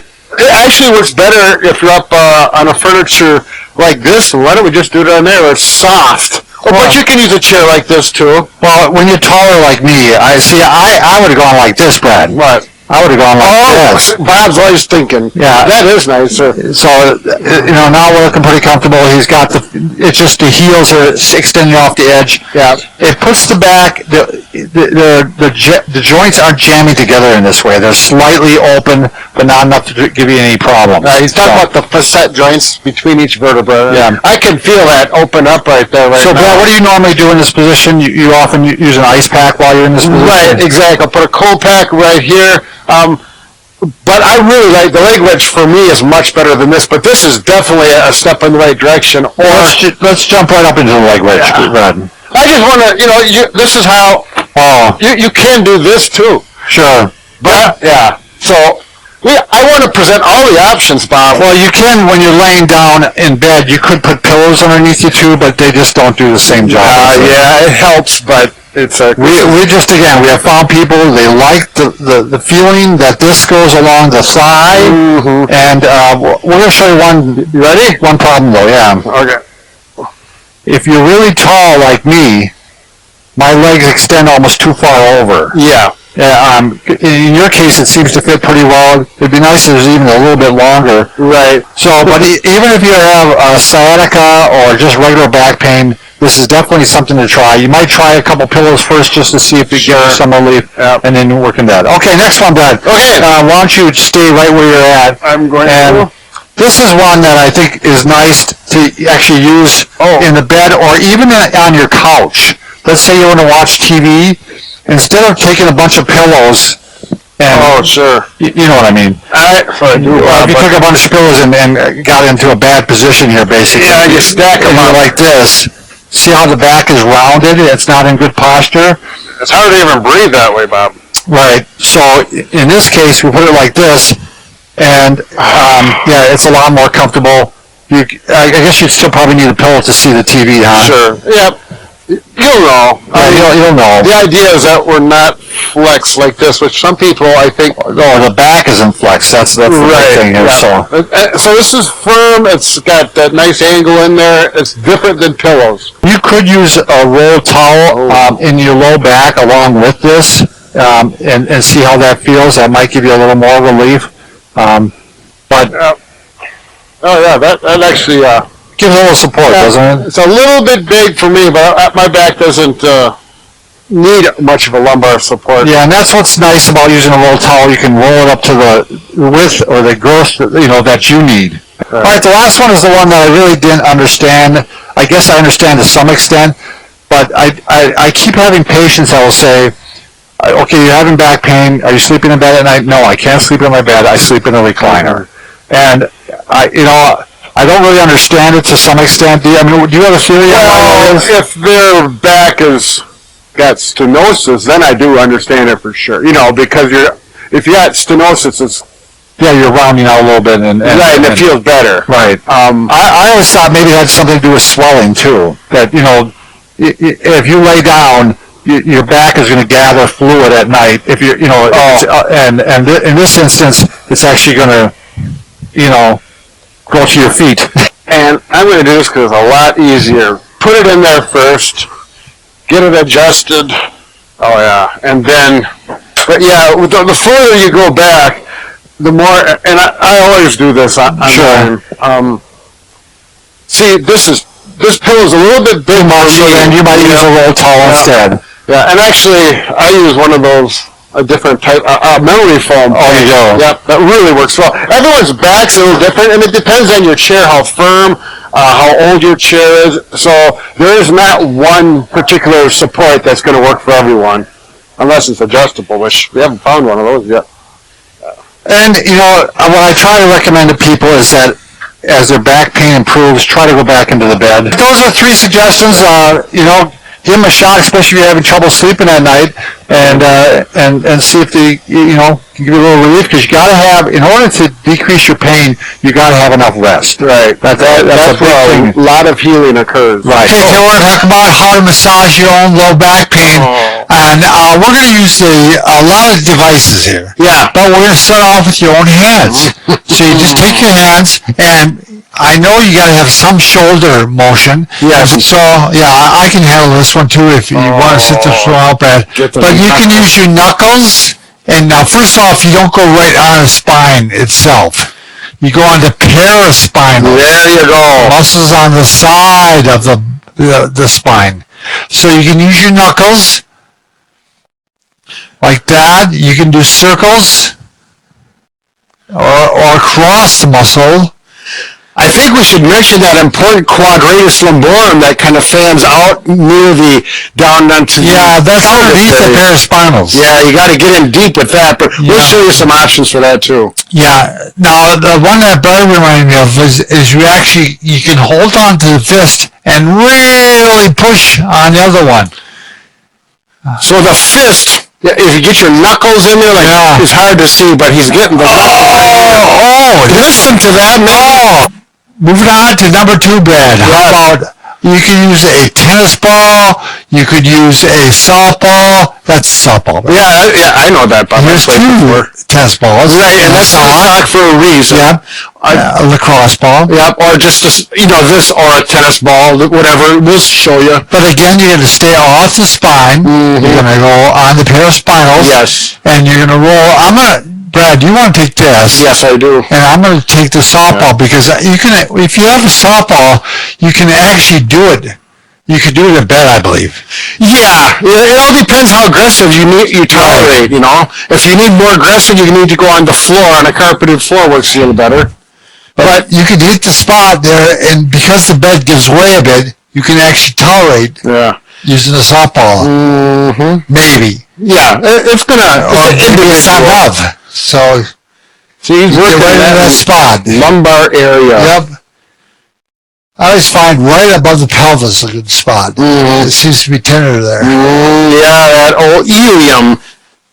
So, Bob, can I show him on the floor a little Sure, bit? why don't you? So I may get down like this. Let's say I got this or a tennis ball. I'm going to go right there on the side, right about where Bob was. And, oh yeah, and I'm adjusting the pressure by my hips. If I lift my hips up a little bit and go down. Let me try that. You want to try this out? Oh, I've got the spot right there. That's a nice, it is right over that paraspinal area. Now, if I do this, Too much? yeah, then you need a towel. That's all you got is a softball. I thought you're tapping out, like, I'm done. And yeah, that's much better. And so that's an option if that's all you have. This is really good for the fascia of the back. That fibrous material that surrounds the muscles and such. 2 tennis balls and a sock. What you do is you bridge and your spine goes right here. And I'm going to put that in there and you get both sides at the same time. And those softballs or tennis balls are squishy and it's much more tolerable. And while you're there, I mean, we're talking about the low back, but you can go up into the And mid-back. mid-back as well. Okay, good for that. All right.